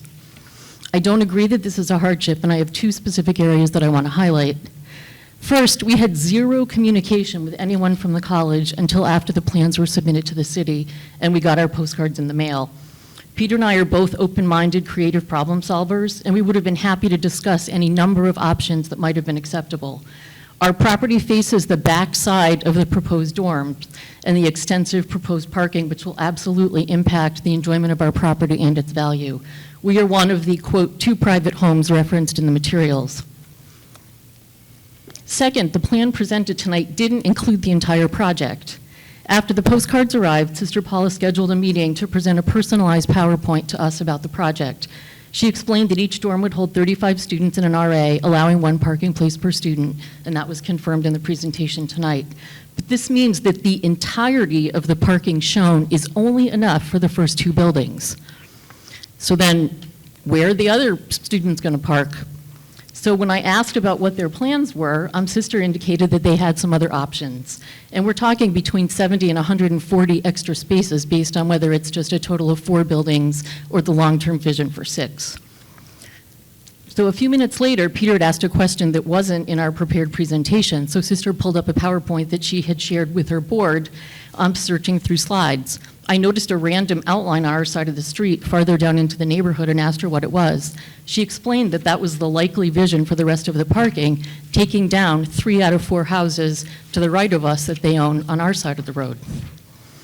So the full plan requires flattening all 9 houses on the main swath of land and potentially 3 more houses between us and the brand new homes. I didn't buy this house to live in the equivalent of a mall parking lot across from a parking airstrip block, a block long that feeds 2 dorms at the opposite end of the street. I moved to a sweet little neighborhood with an easy commute to downtown, and we've invested a lot to make it our sanctuary, including building an art studio. We recently added solar and irrigation. It's not a hardship to keep the neighborhood the hidden gem that it is. My fear is that if I support any of this plan, our neighborhood is no longer a neighborhood, and the college can get anything they want approved since it's their campus. And we heard that a lot tonight, that this is the Riviere campus. And at that point, we just have no regard for us. They've already shown no regard by the fact that we're even here tonight. I believe this request for a variance is contrary to public interest for those of us who have invested in the neighborhood. I've been a member of the Nashua West Rotary for over 25 years. Every week we recite the 4-way test and have agreed to live according to the tenets. Is it the truth? Is it fair to all concerned? Will it build goodwill and better friendships? And is it beneficial to all concerned? It pains me to say that this project scores 0 out of 4, in my opinion. I urge you to see the entire scope of the project and take a walk through the neighborhood before you agree to support this. Thank you. Does anyone have any questions before Mrs. Hood leaves? There's no questions. Thank you. You want to come up, sir? And please state your name and address for the record. Sure. Barry Coughlin, 451 South Main Street. I'm in one of the new homes that were built on the corner of Weld in South Main. I think this will have an impact on traffic in the future, as Mrs. Hood pointed out, that eventually I think they are going to take down houses that they now own and continue to make it more parking. I think that will affect the neighborhood. I think it will, and I think for the college to say, as their attorney pointed out, that, well, it's RIV. I think that's rather an arrogant attitude to take when there are more people in the neighborhood than RIV, and that neighborhood extends beyond even our home and goes further down on South Main Street. I also question the impact that the new housing is going to have on an already taxed sewer and water system that the city has. I don't know what provisions the planning board thinks about that, or the building department, but kind of cropped up in my head. The other thing I wonder is, was there ever a thought process by the university and the design architects to have entrance for parking on Main Street? Come in off of Main Street instead of trying to go around the back. They have curb cuts there already.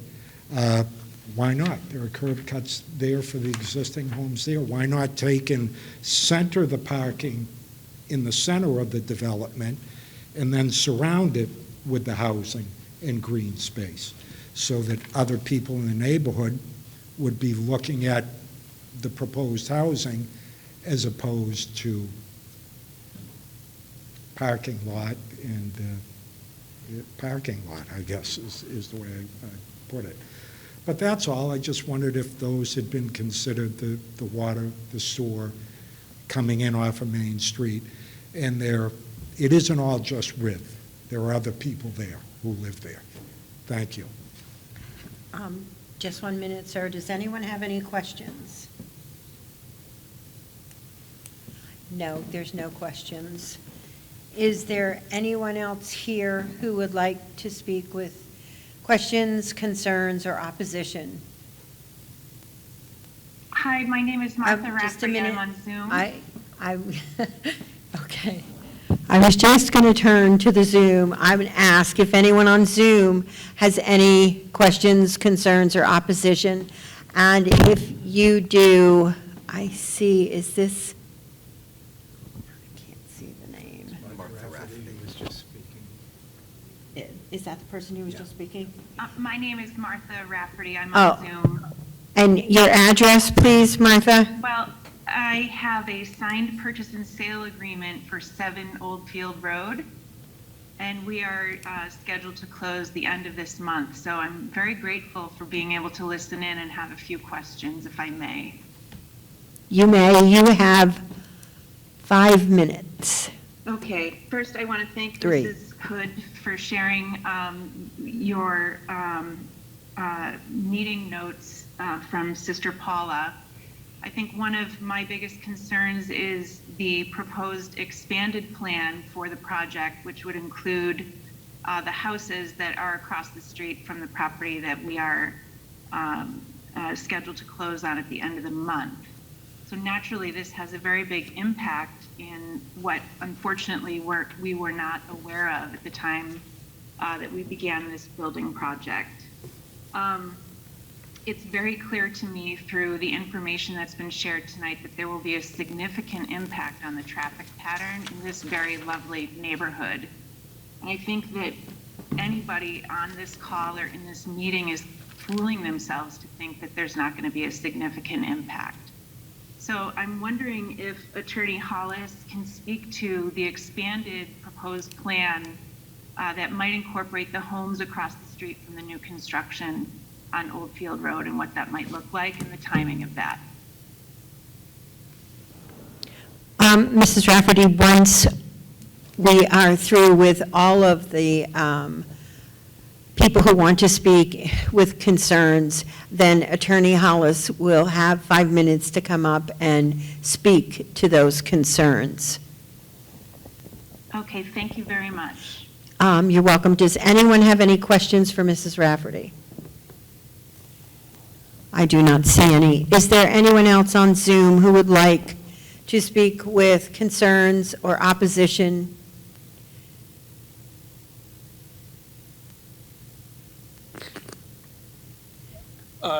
I did tap. Excuse me, Stephen, could you please give us your name and address for the record? Sure. My name is Stephen Stewart.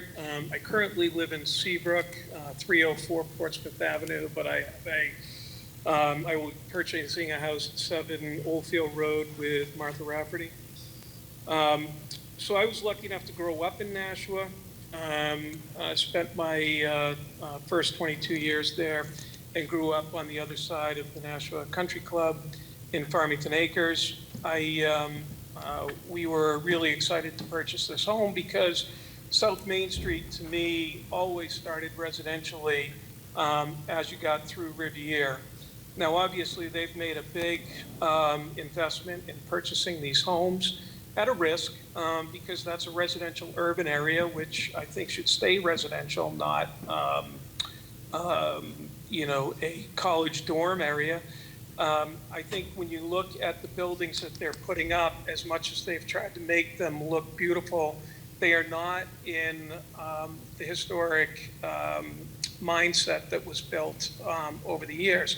So my big concern more than anything else is they're taking a neighborhood that has been there for quite a long time. I'm 56 years old. I remember it growing up. That is technically not Riviera Campus. Yes, they purchased that, but Riviera Campus was isolated a little bit farther, closer towards the circle that they built a number of years ago. I would say personally, they keep talking about it being upperclassmen that are going to be in those dorms. I think we all know that most upperclassmen have I don't want to get into that, but my point is, bluntly, it's really ruining a neighborhood that has been there for a long time, that has been kind of the character of Nashua, in that it's beautiful little homes that, you can walk to downtown. We talked about walking to Hayward Farms, the other neighborhoods in the area, Sunset Heights Elementary School. There's just a lot of great things in South Nashua, and to me, that area has always been the start of residential areas. So that's my concern in trying to put that up. Thank you. Does anyone have any questions for Mr. Stewart? No, there's no questions. Is there anyone else on Zoom who would like to speak with questions, concerns, or opposition?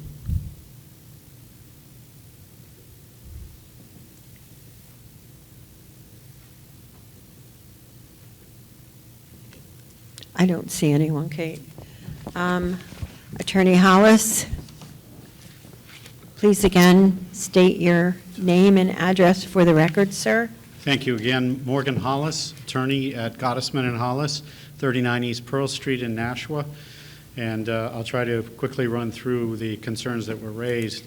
It was first pointed out that there's going to be 114 parking spaces, and it would only service 2 dorms. But I think, first of all, these are residential dorms, but let's assume every single person who lives in a dorm has their own car, which would be a rarity in most colleges.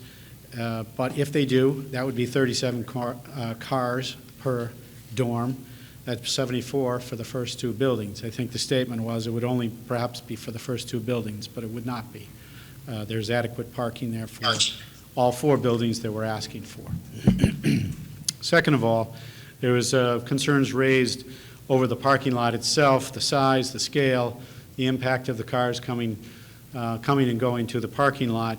We're not before you this evening asking about a parking lot, simply the entrances, where the entrance will be located, and its proximity to Oldfield. Parking lot is not the issue. We're not asking for a variance for a parking lot. We're also not asking for a variance for the number of students, so whatever the ultimate design might be, should you deny the variances, obviously, there's still going to be a parking lot and there's still going to be residences. They just may be a different shape. And so those changes, while they are concerns to the neighbors, and they're valid concerns, are not before this board. What is before the board are location of the parking driveways and proximity of the parking lot to Oldfield, 2.5 regulation, 3 requested for heights. What we did here, legitimate concerns. Yvette raised the concern that there's currently traffic coming down Oldfield, making a left and headed up Weld, and that's heavy traffic, and that may have some impact on the Weld driveway. And we have asked you for relief not to be 50 feet, but to be 35 feet there. And that concern, I think, addresses that application. And if there is a concern, I don't believe there's a concern, because I think 35 feet is still a pretty good distance. There's not going to be anything on the corner affecting site visibility, so everyone will be able to see it. There's really not much traffic coming down Weld that would go all the way to Oldfield and make a right turn. There'd be some going left to the residences in that area, but really none. After they cut into the parking lot, that's pretty much the end of the traffic. That having been said, there may be some students who will come in the back door to go to the Clement Street parking lot. We recognize that, so there is some traffic there. You know, if the board feels that it's a dangerous scenario or we haven't presented a legitimate case, there are 2 options. One, it can be denied, and we'd have to move 50 feet back. 2, you could determine that a driveway can be there, but it has to be a one-way in, not a out, because at the out would be the traffic threat. Intersection, cars going out, too close to the intersection. Cars coming in aren't dealing with the traffic threat. So that's another option the board could have. But we think we made a case that that particular intersection isn't a real problem. Additional comments were really related to traffic generated from the use that's proposed, but the use isn't before you, a parking lot or the dorms. I think there was a question raised by Martha, and I apologize, I didn't get her last name, but she wanted to know about the future development, which has been shown on the slide. Again, we don't own the corner property that Yvette owns, and so we just showed it so that everybody would see that ultimately, if permissions were granted, either by zoning and planning, that might be the long-range plan. It's nothing worse than coming before a board and saying, we're only going to do this, and then we're back 3 years later, oh no, we decided to do something else. That's a long-range plan. It may never happen, because that property may never be acquired, and without that property, those plans can't be accomplished. So what you see and what we're asking for is really what's on the table and what we propose for the immediate future. If things change, things change. But right now, it's the parking area and the 4 buildings as presented. We can't predict the future, and so it's a very long-range plan. I think as presented by Tim and Sister Paula Marie, the immediate plan are the 2 buildings on Main and the 2 buildings that are on Clement Street. So that's the immediate, and the parking area with the 2 exits. In terms of the concerns raised by both... Time's up. Sorry. Time up? Time's up. Okay. Sorry. If you have questions about the hoods, I'll be Yes, I'll be Mr. happy Shaw. to answer. And then if he doesn't ask the question, I'm thinking I have a question myself. I'm also thinking perhaps the board should take a quick vote, but, you know, we combined 4 applications, and I think it's actually reasonable to have more than 5 minutes for this rebuttal testimony. So I'd like to move that we extend that to up to 20 minutes total, in keeping with the fact that there's 4 applications. Can I make a suggestion? Yeah. Could we afford the exact same time to the rebuttal to his rebuttal? Yeah. And So that would be right. fair? Yeah, that would actually, yeah, that's kind of almost the implication of it. So I'll make a motion that up to 20 minutes for the rebuttal testimony, and then up to 20 minutes for whoever's going to provide those with questions, concerns, or oppositions, final rebuttal. And is there a second? I assumed, Mr. Boucher, when I saw your head.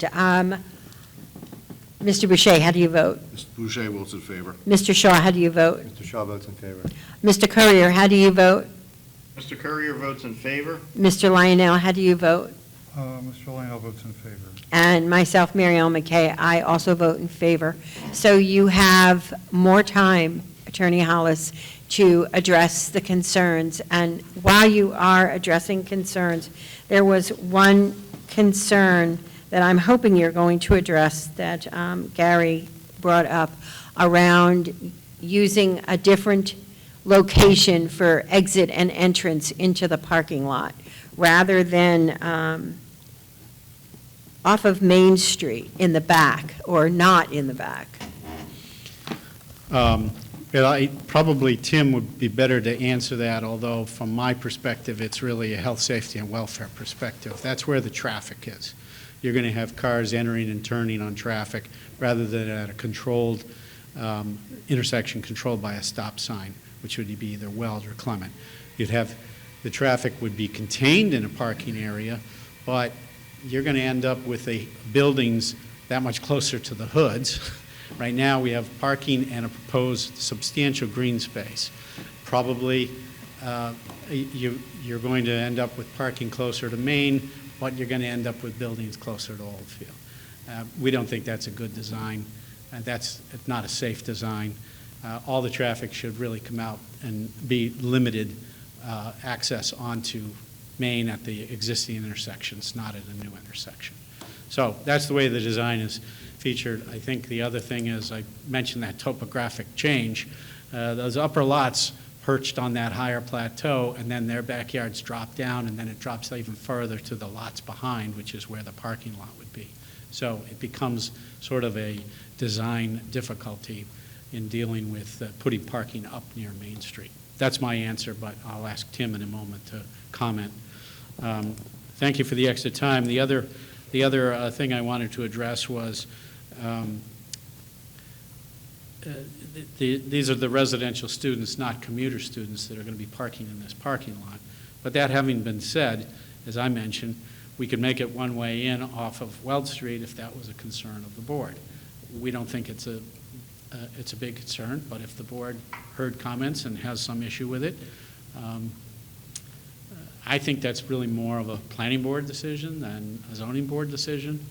But if to grant the variance to allow that entrance to be closer to the intersection, that could be a stipulation. And if we didn't like that stipulation, we would have to move that driveway entrance back to avoid that stipulation. So that's a possibility for this board. I just wanted to raise it.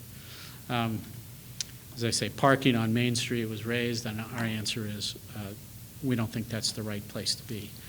I think I answered the expansion. Both Betsy and Peter raised concerns about the distance from of the 10 feet from the edge of right-of-way to the parking, and it might not be sufficient enough to allow proper landscaping and proper buffer so the cars aren't really right on top of it. But I would remind everybody that a right-of-way in a street is not just the pavement width. There's also areas off there, off of the street. So a typical street, I believe Oldfield is one of them, is 50 feet, 22 feet of pavement. And then the sidewalks come on either side of that, but the sidewalks are generally within the right-of-way. I unfortunately do not have an actual survey of that street, but I think what we would stipulate too is that our parking lot would be 10 feet off the edge of the sidewalk. So that way, wherever the sidewalk's located, if it ends up on Riviere's property, then the parking has to move a bit to accommodate that sidewalk. We're listening to what the Hoods have to say, which is we don't want to end up with the sidewalk and 3 to 5 feet of landscaping. That's not sufficient. So we would agree that there should be 10 feet between the edge of pavement of the parking lot and the edge of the sidewalk, wherever that lands. And I think that goes a long way. We'd also agree that we are going to put a fence and landscaping And if arborvitae's is the way they want to go, then that would be the way we would go. I think that's more typically a planning board issue. So they're going to have, if you grant the approval tonight, they're going to have another shot at their concerns and a more detailed discussion of what the landscaping will be, because it has to be shown on a plan at the planning board. So I would kind of urge the board to get out of the business of designing the landscaping and the trees, but say fencing and landscaping must be provided in a 10-foot strip between the sidewalk and any parking.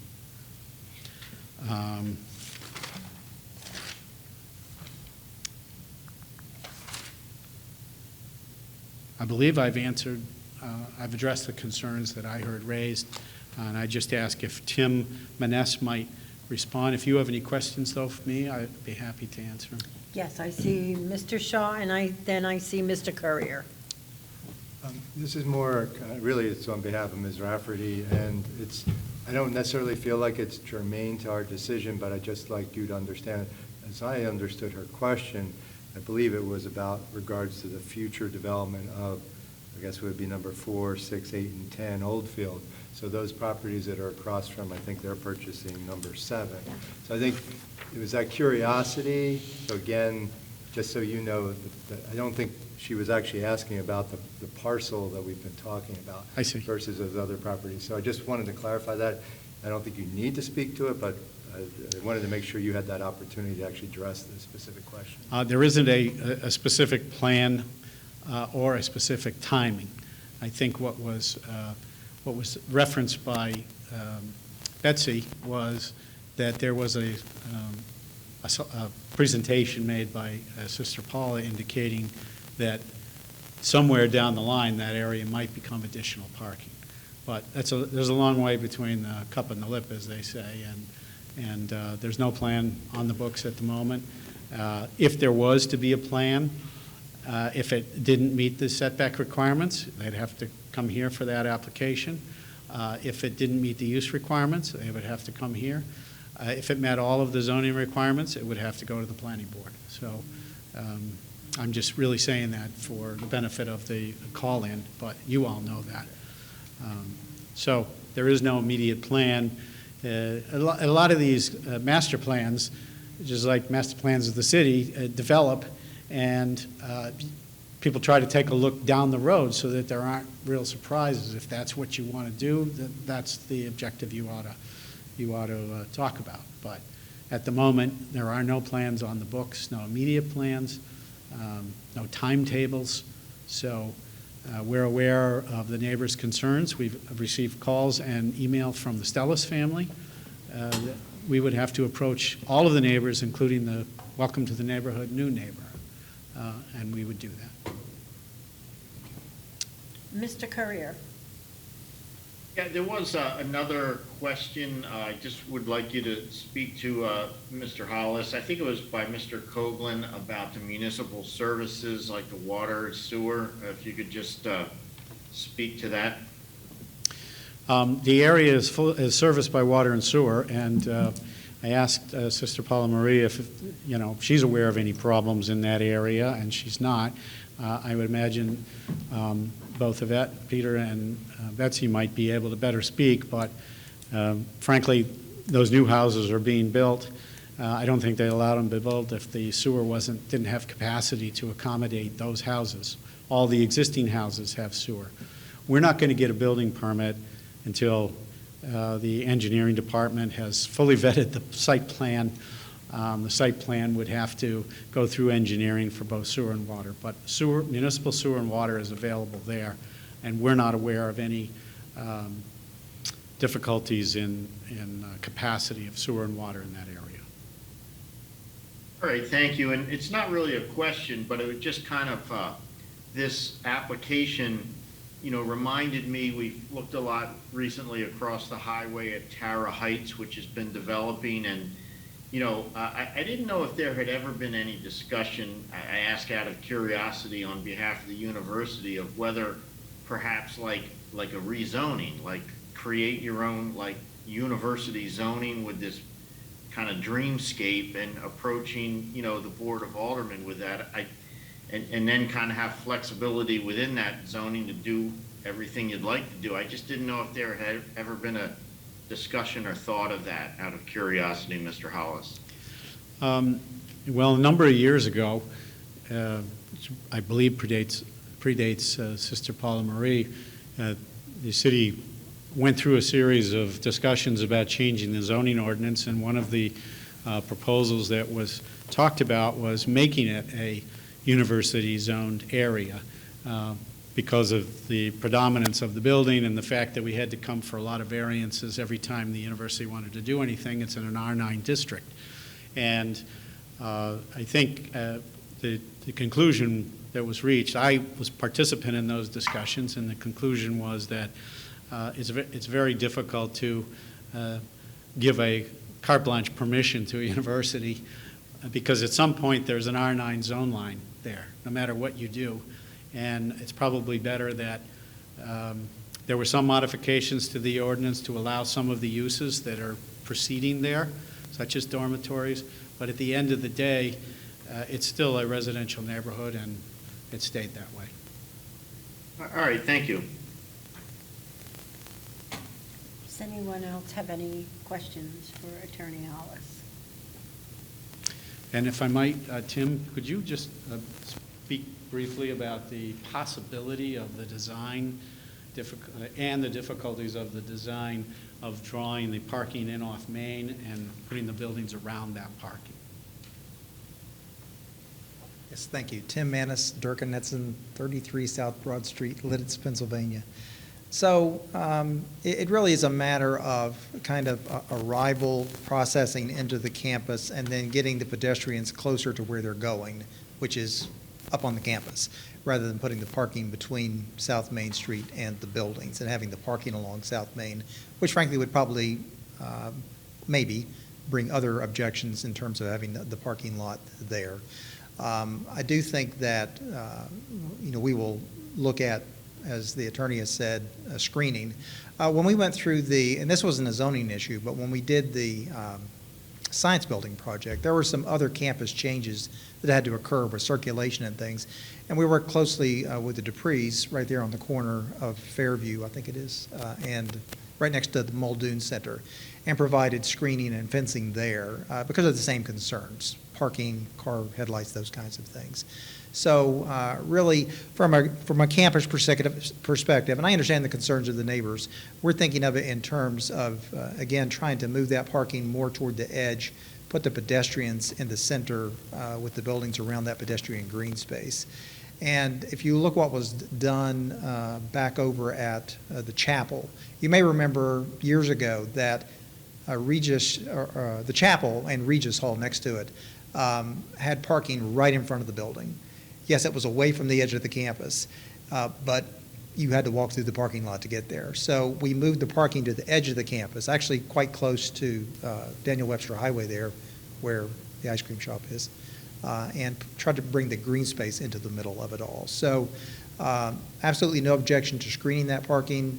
Again, with the first phase of this, it would just be the two buildings there on Clement Street, and the houses and the trees and the green space beyond that parking lot are all going to remain in the short term. So does that answer the question?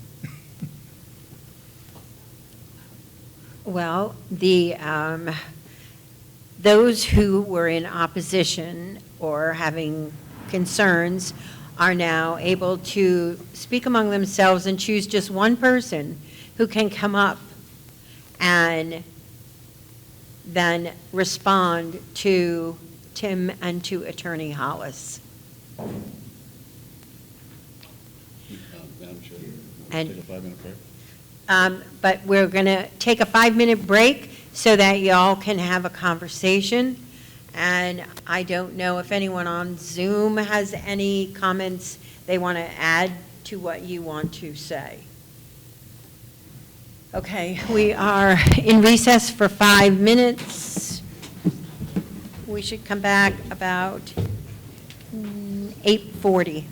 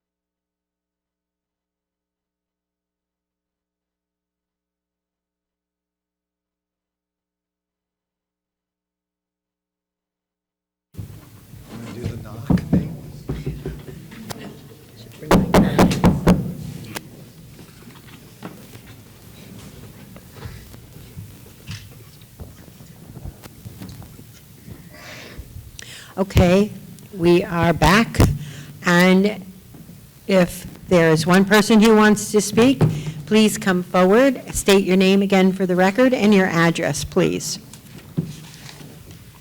Sure, I've been appointed to speak on behalf of our neighbors. I'm Elizabeth G. Hood at 12 Oldfield Road. So 3 different things that we would like to bring up, and just to remind the board first that when the plan designer did his presentation, and I apologize, I don't remember your name, clearly stated 1 bed and 1 parking place. And together, that means 74 spaces for the first 2 dorms, but they're also building on top of a lot that currently houses cars for residential students. So there's another 30 cars there. So I beg to differ that 114 spaces is adequate for 4 dorms, which would total the equivalent of 174 people if you go with 144 across the 4 dorms and then the 30 spots roughly where students that live in either Guild or Trinity park right now. So I do not believe that the 114 parking spaces is adequate, and I do think that it's going to create other problems. Second is that the neighbors would like to have explored the possibility of 2 egresses on Clement Street with the idea of potentially green space in the middle. So then, green space on the outside, I'm sorry. So then the parking would be more internal, and then at least the neighborhood can enjoy the green space that's on the outside. My third point is I would really like some clarity about what exactly is the hardship for the college. Because in hearing all of the discussion tonight, it feels like the hardship really is on the neighbors. And I would really appreciate some clarity about that. Thank you. Does anyone have any questions for Mrs. Hood? Okay, thank you. And, That's it. okay, that's it.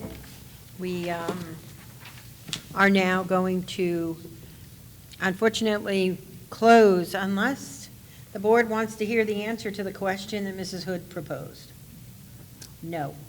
Okay, we are going forward with closing the public hearing and opening the public meeting.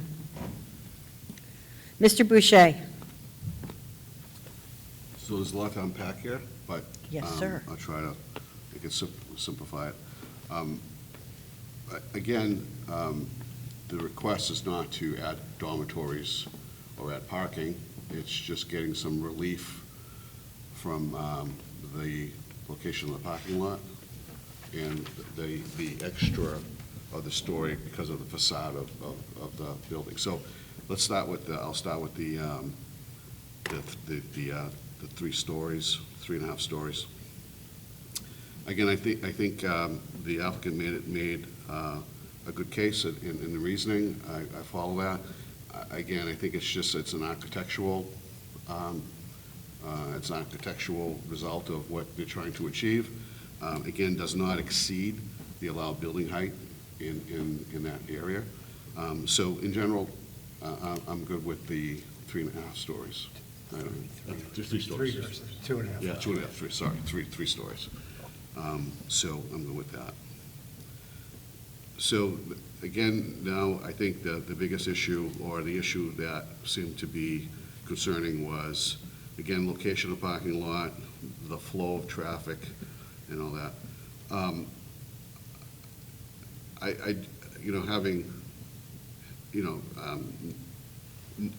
Knowing how the process goes, I know, and it may not be a comfort to the neighborhood at this point, but I know that the planning board's going to pick this apart pretty thoroughly. They're right down to the last bush that's going to be on this property, right? So I truly believe that when we're looking at this, the flow of traffic is going to be a major concern. The planning board has done all kinds of things, from minor things to requiring traffic lights to be put in, right, projects. So they have the ability to go from minor requirements to some major requirements. So I'm not saying that that's going to happen here. I'm just saying that that's their purview. Again, what we're here for is the proximity to the parking lot into that setback.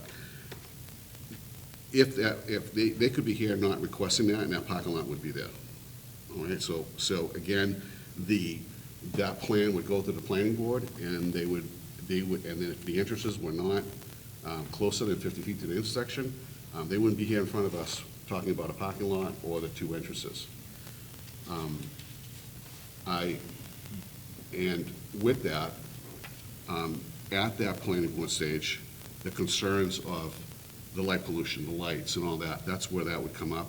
And I believe that the planning board will address the buffer, if the parking lot was that designed, but within, not requiring a variance, they would still consider that for their purpose of the review of the project. So now we go back to the variances that they're looking at. The two variances for the entrance exit, however the planning board decides that the flow should be, or if they redesign it, I think it's reasonable. And the reason why I'm saying that is that this is not, except for the traffic, that there's some testimony that traffic, when school gets out, that some of it backs up. I think we experience this around all the schools at certain times of the day. We see that. But we're talking about Riviera College, we're talking about this neighborhood. Besides that, I believe through living in somewhat the area and traveling South Main Street, I've been down there certain times, but I never really, I knew that this street was there, but it's not something you look at and go, wow, there's a lot going on there. I think it's a low traffic type of area. So from the safety point of view, except for what the college is proposing to bring, I don't think that there's an issue that exists there at this point that I believe would be an issue. Again, at the planning board stage, they're not going to allow this project to have some type of a barrier where there would be a sight distance issue, a sight where they can't see around the corner, right? So I think those safety concerns will be there. I think that I think that it's not unreasonable for what the applicant's asking for the encouragement of the parking lot. I think there was a lot of thought put into that, where they want to put it. There's this reason behind it. I know that it may be contrary to what the neighbors were envisioning themselves, but they're here asking for that. We're not here to redesign the project or to, design the buffer spaces or anything.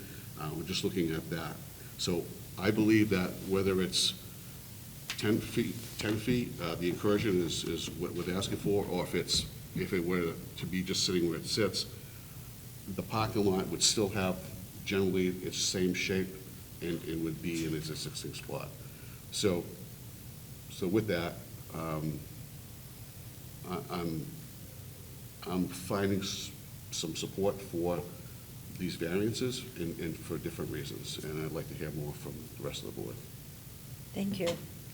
Mr. Shaw. I'm actually in a similar spot as Mr. Boucher.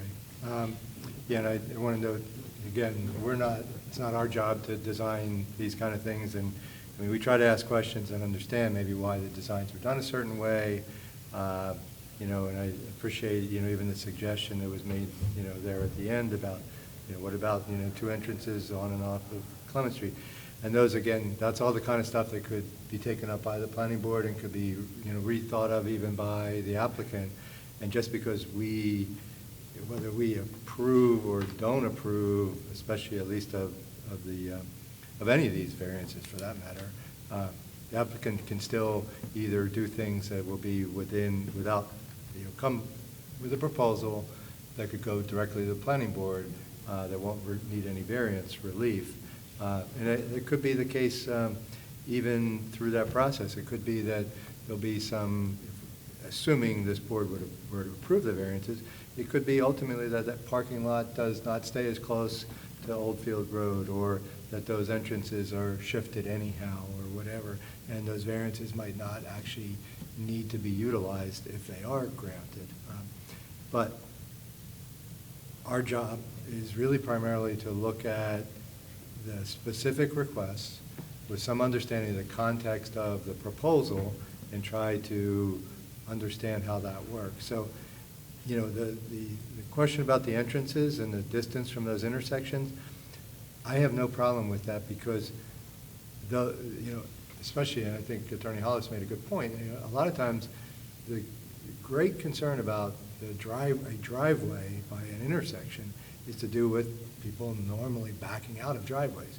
We're talking about driveways here that are actually more of an entrance and an exit to a parking area. So you're not going to have vehicles backing out into near an intersection.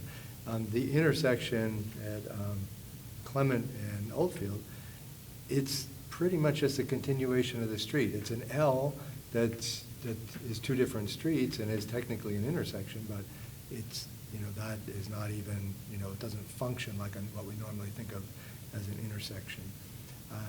So I feel that what's being proposed, it's not like they're 5 feet or 10 feet off of the intersection.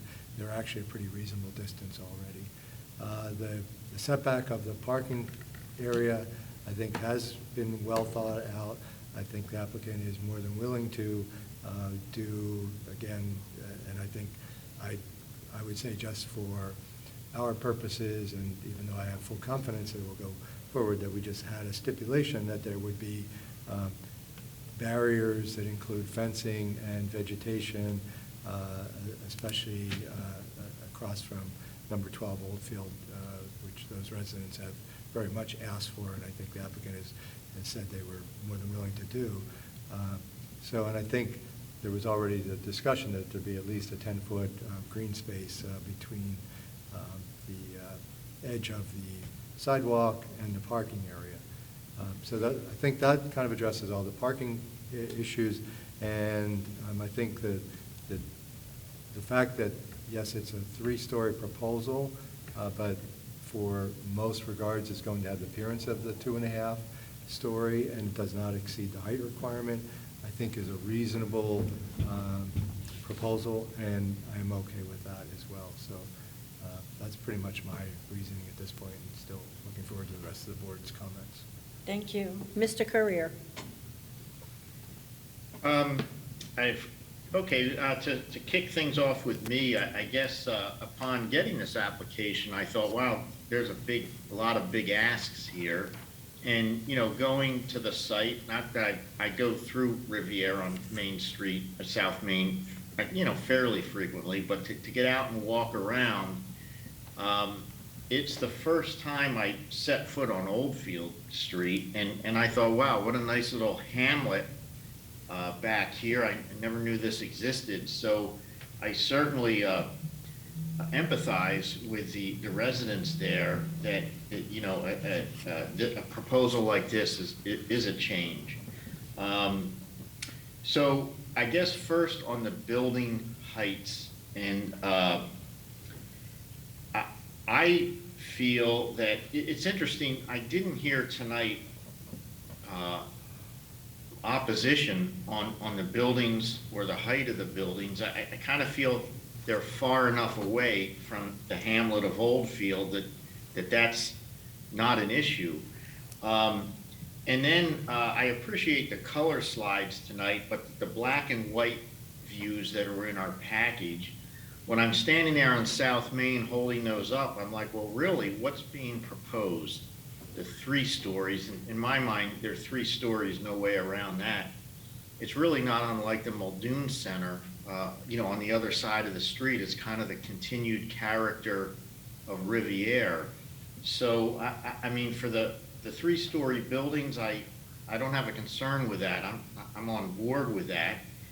To me, a lot of the concern I've heard tonight is the parking and the potential traffic. But I guess when I went down Oldfield and Weld Street for the first time in my life as well, I mean, the thought I have is those houses that are on the South Main Street side of Oldfield, the university owns them, and they have every right to tear them down. I mean, that character, to me, is going away. That went away when those went up for sale, and the university versus private owners bought those.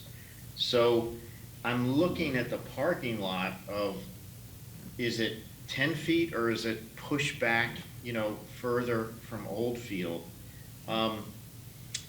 I feel the master plan with the green space in the middle, I think that's an attractive plan. I think when I went to college, I lived in those cinder block square dorms. I mean, it's kind of an upscale dorm compared to what I'm used to. But again, getting back to the parking lot, it's the 10 feet to me versus the 25 feet. And, thinking like one way or the other, the houses on the other side of the street are gone, that character is changing. And to me, it's not before the board to say, hey, you can't do that. They have every right to do that. And to me, with the stipulation of fencing and landscaping required to move that into the 10 feet, I feel that's a reasonable trade-off. I mean, while the character is different, I don't think it's necessarily worse. You can have neighbors that don't upkeep houses, don't cut lawns. I've had them over the years, absentee landlords versus a stipulation where you have a university maintaining a private wall and landscaping. Beauty's in the eye of the beholder. I think of the people potentially moving into the neighborhood. If they decide to move, if this goes in, it's going to be different. But is it different in a worse way? I think beauty's in the eye of the beholder. For me, I think it might be better. But so the 10 feet with the stipulation, I'm on board with that. I think that meets our criteria.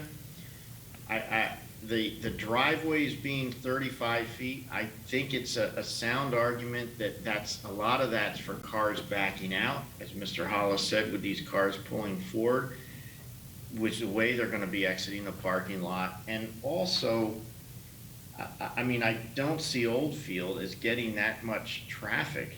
And that's also, I think, a valid concern on behalf of the university to skinny that down or propose to skinny it down from 50 to 35 feet. So with the stipulation of fencing and landscaping, I'm good with the plan as it is.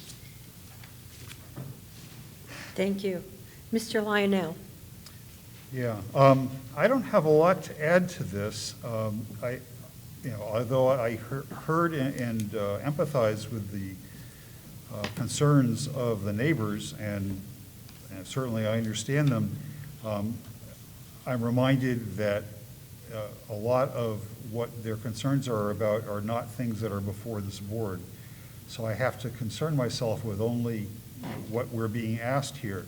I have no problem with the 3 stories of the buildings. I don't have a problem with the reduced distance to the intersection of the driveways.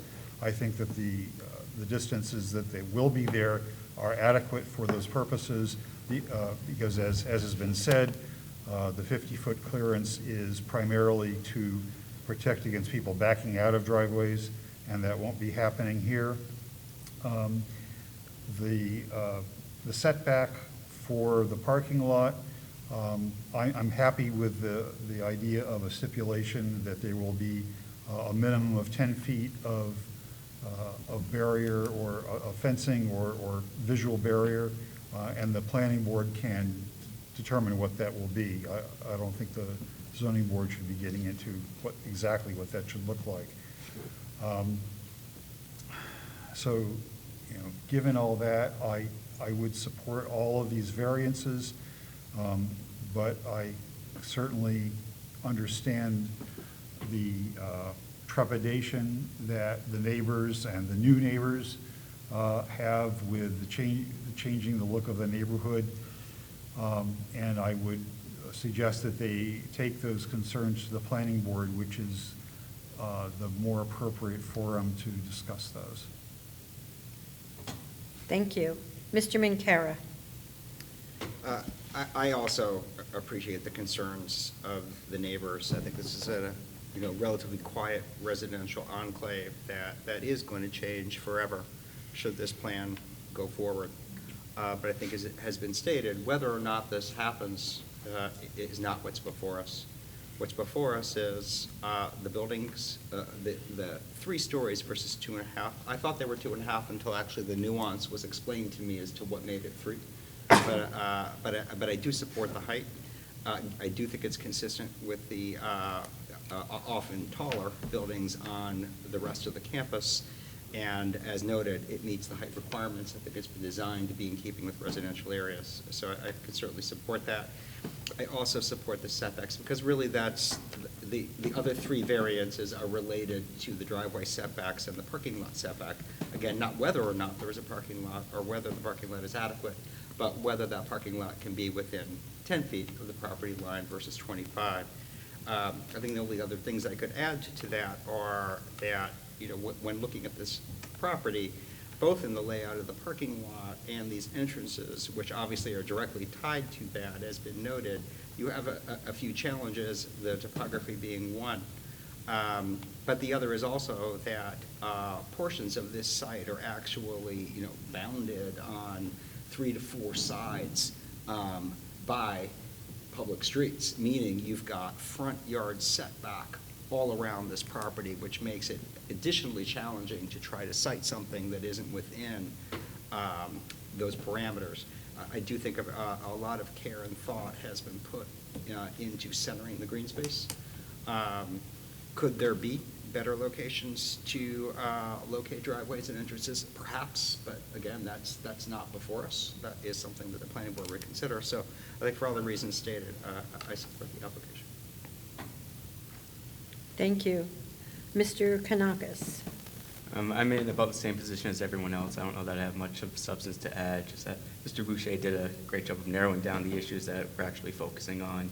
And looking at just those, I think these are all reasonable requests. The planning board will seriously address all of the other issues that the abutters have, and I think they should bring those up there. But I'm leaning in favor of all of these variances with the stipulations discussed. Thank you.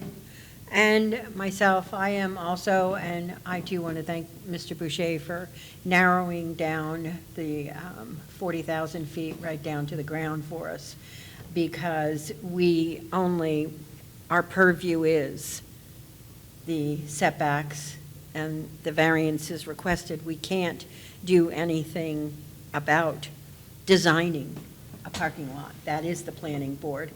And I did like when Attorney Hollis said they would be willing to stipulate to at least having the fencing and the landscaping. We couldn't determine how that looked because, again, that's not our purview. It's not our job. But we could make that stipulation. So, to that regard, is there someone who would like to make a motion? And we are going to have to make 4 motions, 1 per application. Thank you, Mr. Shaw. Go ahead. Start it off. Okay, the first one being for the 1 Weld Street, requesting variance from Land Use Code Section 190-17E2 to permit a driveway within 37 feet of the intersection of Weld Street and Oldfield Road where a minimum of 50 feet is required. This is in the RA zone, Ward 7. The board feels that this variance is needed to enable the applicant's proposed use of the property given the special conditions of the property. Most notably, there's, as pointed out, and this will be a similar argument for the other, the next variance as well, but that the driveway proximity is somewhat governed by the nature of the topography of Weld Street, and that actually has some determination, as well as then trying to incorporate the parking lot to the Oldfield Road side further brings the natural placement of the driveway entrance closer to the intersection. It's also noteworthy that Oldfield Road itself is a very limited road, very few residents and structures on this street, and that there's not a lot of traffic. Also, the board feels that a big part of what governs the 50 feet requirement is more to do typically with sight lines and backing out of driveways, where this parking lot driveway would be one where all the traffic is flowing out in normal entrance, not backing out. It's reasonable for this use. It would be within the spirit and intent of the ordinance. There's no indication that this location would adversely affect property values of surrounding parcels. It's not contrary to public interest, so substantial justice will be served. So therefore, I move to approve this area variance. Thank you, Mr. Boucher, for your second.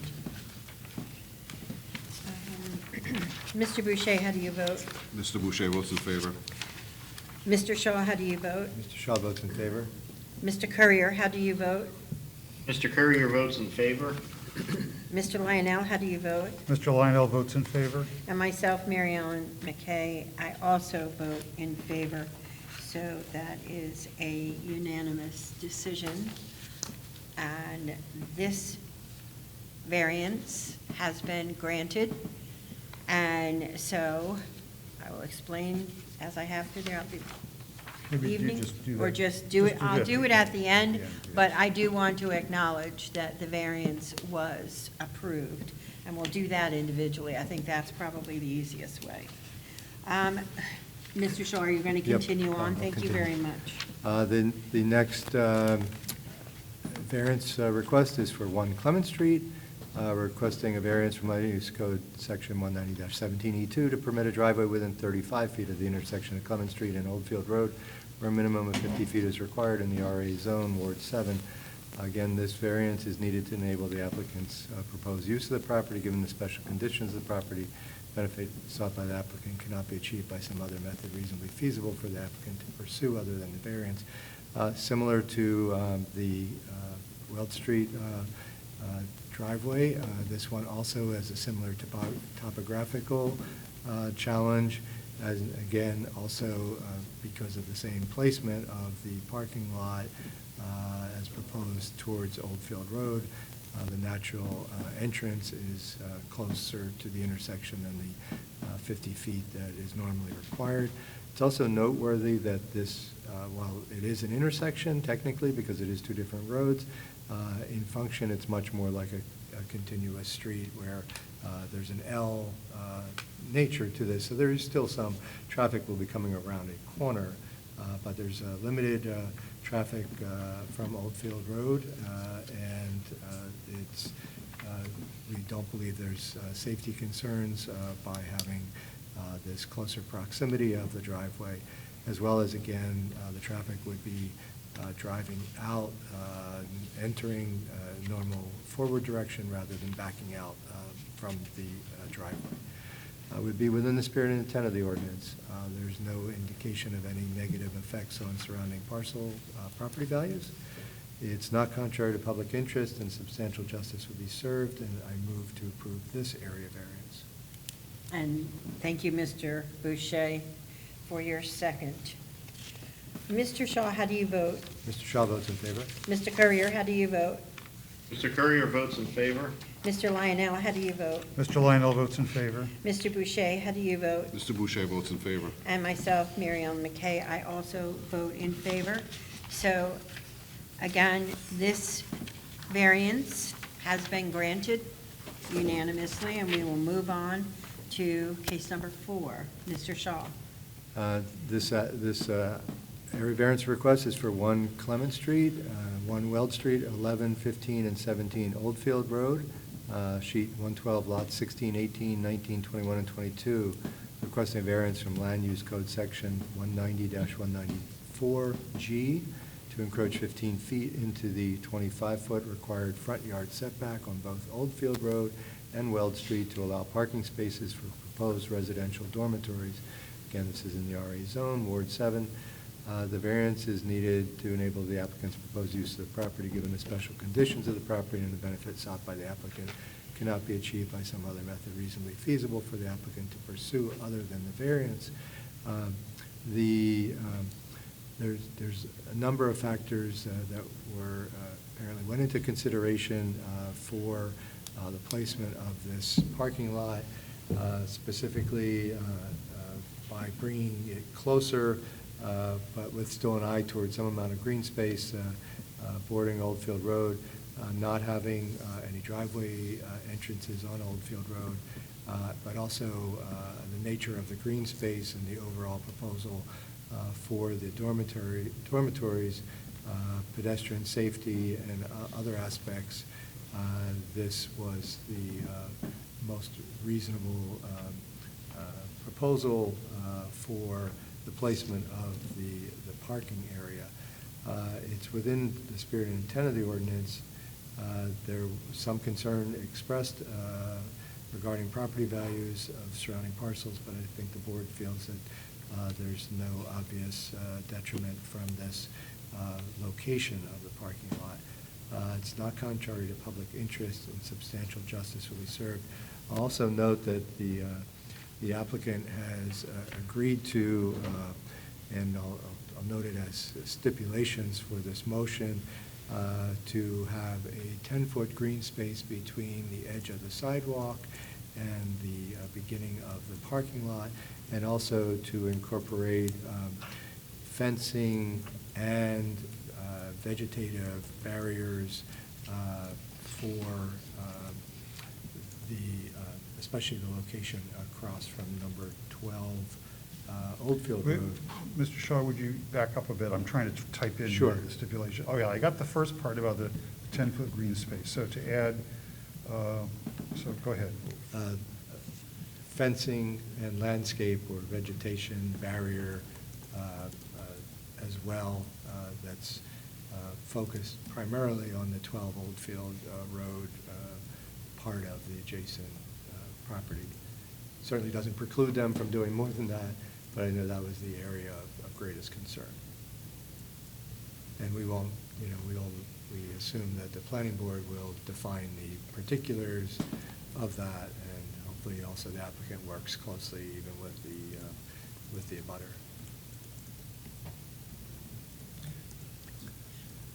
Okay, I'm going to read what I have here, so tell me if this agrees with you. To have a 10-foot green space between the sidewalk and parking lot, and to add fencing and landscape or barrier, especially across from 12 Oldfield, to provide a visual barrier. Yes. Is that okay? Yeah. Would it be fair to say not less than 10 feet? Oh, Yeah, I think it would be better to say minimum. Minimum, yeah, not less than. Okay. Thank you. Minimum 10 foot, okay, got it. And with that, I'll move to approve this. And Mr. Boucher, again, thank you for your second. Discussion. Oh, a Just real discussion. quick. I'm sorry, I didn't hear. Did you say fencing or No, some type of, and. and a barrier? And that's what the applicant. Okay. Fencing and landscaping. Okay, all Yeah, right. the fencing and landscaping is what Attorney Hollis said. Okay, great. It addressed, Just trying to understand what that. yeah, the abutters' concerns. Thank you. Okay. And again, thank you for your second, Mr. Boucher. Mr. Courier, how do you vote? Mr. Courier votes in favor. Mr. Lionel, how do you vote? Mr. Lionel votes in favor. Mr. Boucher, how do you vote? Mr. Boucher votes in favor. Mr. Shaw, how do you vote? Mr. Shaw votes in favor. And Mary Ellen McKay, I also vote in favor. So the variance has been granted on case number 4 unanimously. And we will now go to case number 5, Mr. Shaw. All right. This is area variance request for 1 Clement Street, L for land, South Main Street, numbers 439, 441, 443, 445, and 447 South Main Street. Sheet 112, lots 4-9, 16, 21, and 22. The request is for a variance from Land Use Code Section 190-16, Table 16-3, to exceed the maximum number of building stories where 2.5 stories are permitted, 3 stories are proposed for up to 6 residential, actually for up to 4 residential dormitory buildings. This is in the RA zone, Ward 7. The variance is needed to enable the applicant's proposed use of the property, given the special conditions of the property, and the benefit sought by the applicant cannot be achieved by some other method reasonably feasible for the applicant to pursue other than the area variance. It's especially noteworthy that the buildings, as proposed, would not exceed the height restriction and would be keeping still with the RA zone and residential zone, and that the 3 stories are not a full-blown 3 stories, but much has been done architecturally to provide a general appearance of a 2.5-story structure where there's only limited full 3-story part of the structure. These buildings, these dormitory buildings, would also be very much in keeping with multiple other buildings of similar but slightly taller heights nearby on the campus, some of the other dormitories, as well as some of the other buildings right across Main Street. It would be within the spirit and intent of the ordinance of providing transition through the residential nature from the campus buildings through the residential, towards the residential neighborhood. It would not adversely affect the property values of surrounding parcels.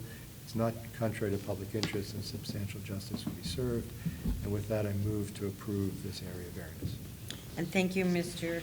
Boucher, for your second. Mr. Shaw, when you discussed the stories Yes. on the building in your motion, would you be willing to include that 35 feet is the maximum and these buildings will adhere to that? It's in their application that they will not go over the 35-foot I don't limit. think that's necessary, because they didn't ask for a variance. Yeah, for it. they would have to have Okay. a variance to Okay, I to just exceed wondered. that. I know, it's just, we tend to, oftentimes the height I- and the number of stories get kind of melded together because they are very, very much connected in a lot of Well, regards. Attorney but- Hollis stipulated to that, and Yeah. I I think you're just trying to wondered if make there that was some- point. I think it's more the point that the structure is meeting the height requirement. But yeah, we certainly don't need that stipulation when it would require a separate variance, otherwise they'd be in violation. Okay, thank you. I just, clarification is always It's good. always, Questions yeah, are always- better to have it clarified now. Absolutely. Mr. Lionel, how do you vote? Mr. Lionel votes in favor. Mr. Boucher, how do you vote? Mr. Boucher votes in favor. Mr. Shaw, how do you vote? Mr. Shaw votes in favor. Mr. Courier, how do you vote?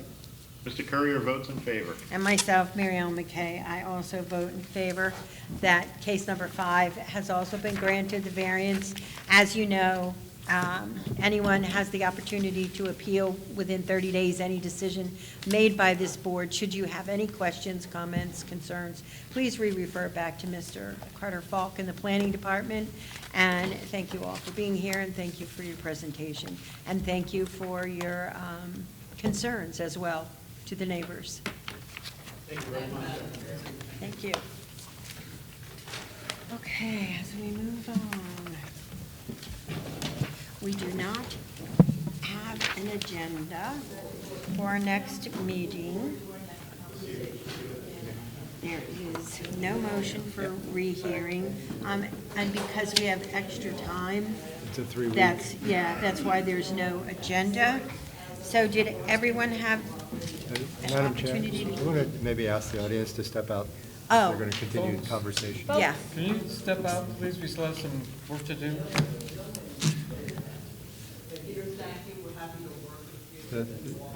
The board still has some business to.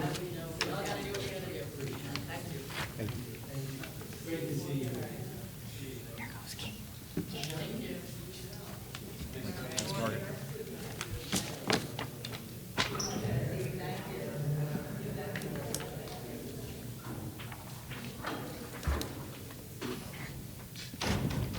Seems like we should be done. Sorry, I'm talking over my kids. It just happens. So, has everyone had an opportunity to review the minutes? I have a correction on page 5, where it says, Mr. Lionel said that the neighborhood does have a lot of larger garages. What I actually said was, does not have a lot of larger garages. I went and reviewed the audio, the videotape, and made sure that I remembered correctly. But that's the only thing I noticed. Good catch.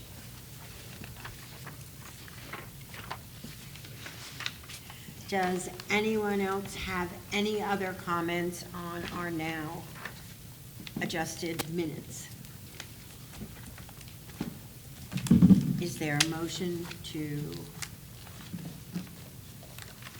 approve the minutes? I'll make a motion to approve. Okay, Minutes.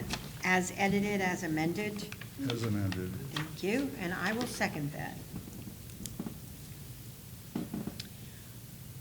Mr. Boucher, how do you vote? Mr. Boucher votes in favor. Mr. Shaw, how do you vote? Mr. Shaw votes in favor. Mr. Lionel, how do you vote? Mr. Lionel votes in favor. Mr. Courier, how do you vote? Courier votes in favor. And myself, Mary Ellen McKay, I vote in favor. Is there any other business to come before the board? Motion to adjourn. Okay, we're adjourned 9:20. at Good night. 9:20. Good night, all. Good night, Jack.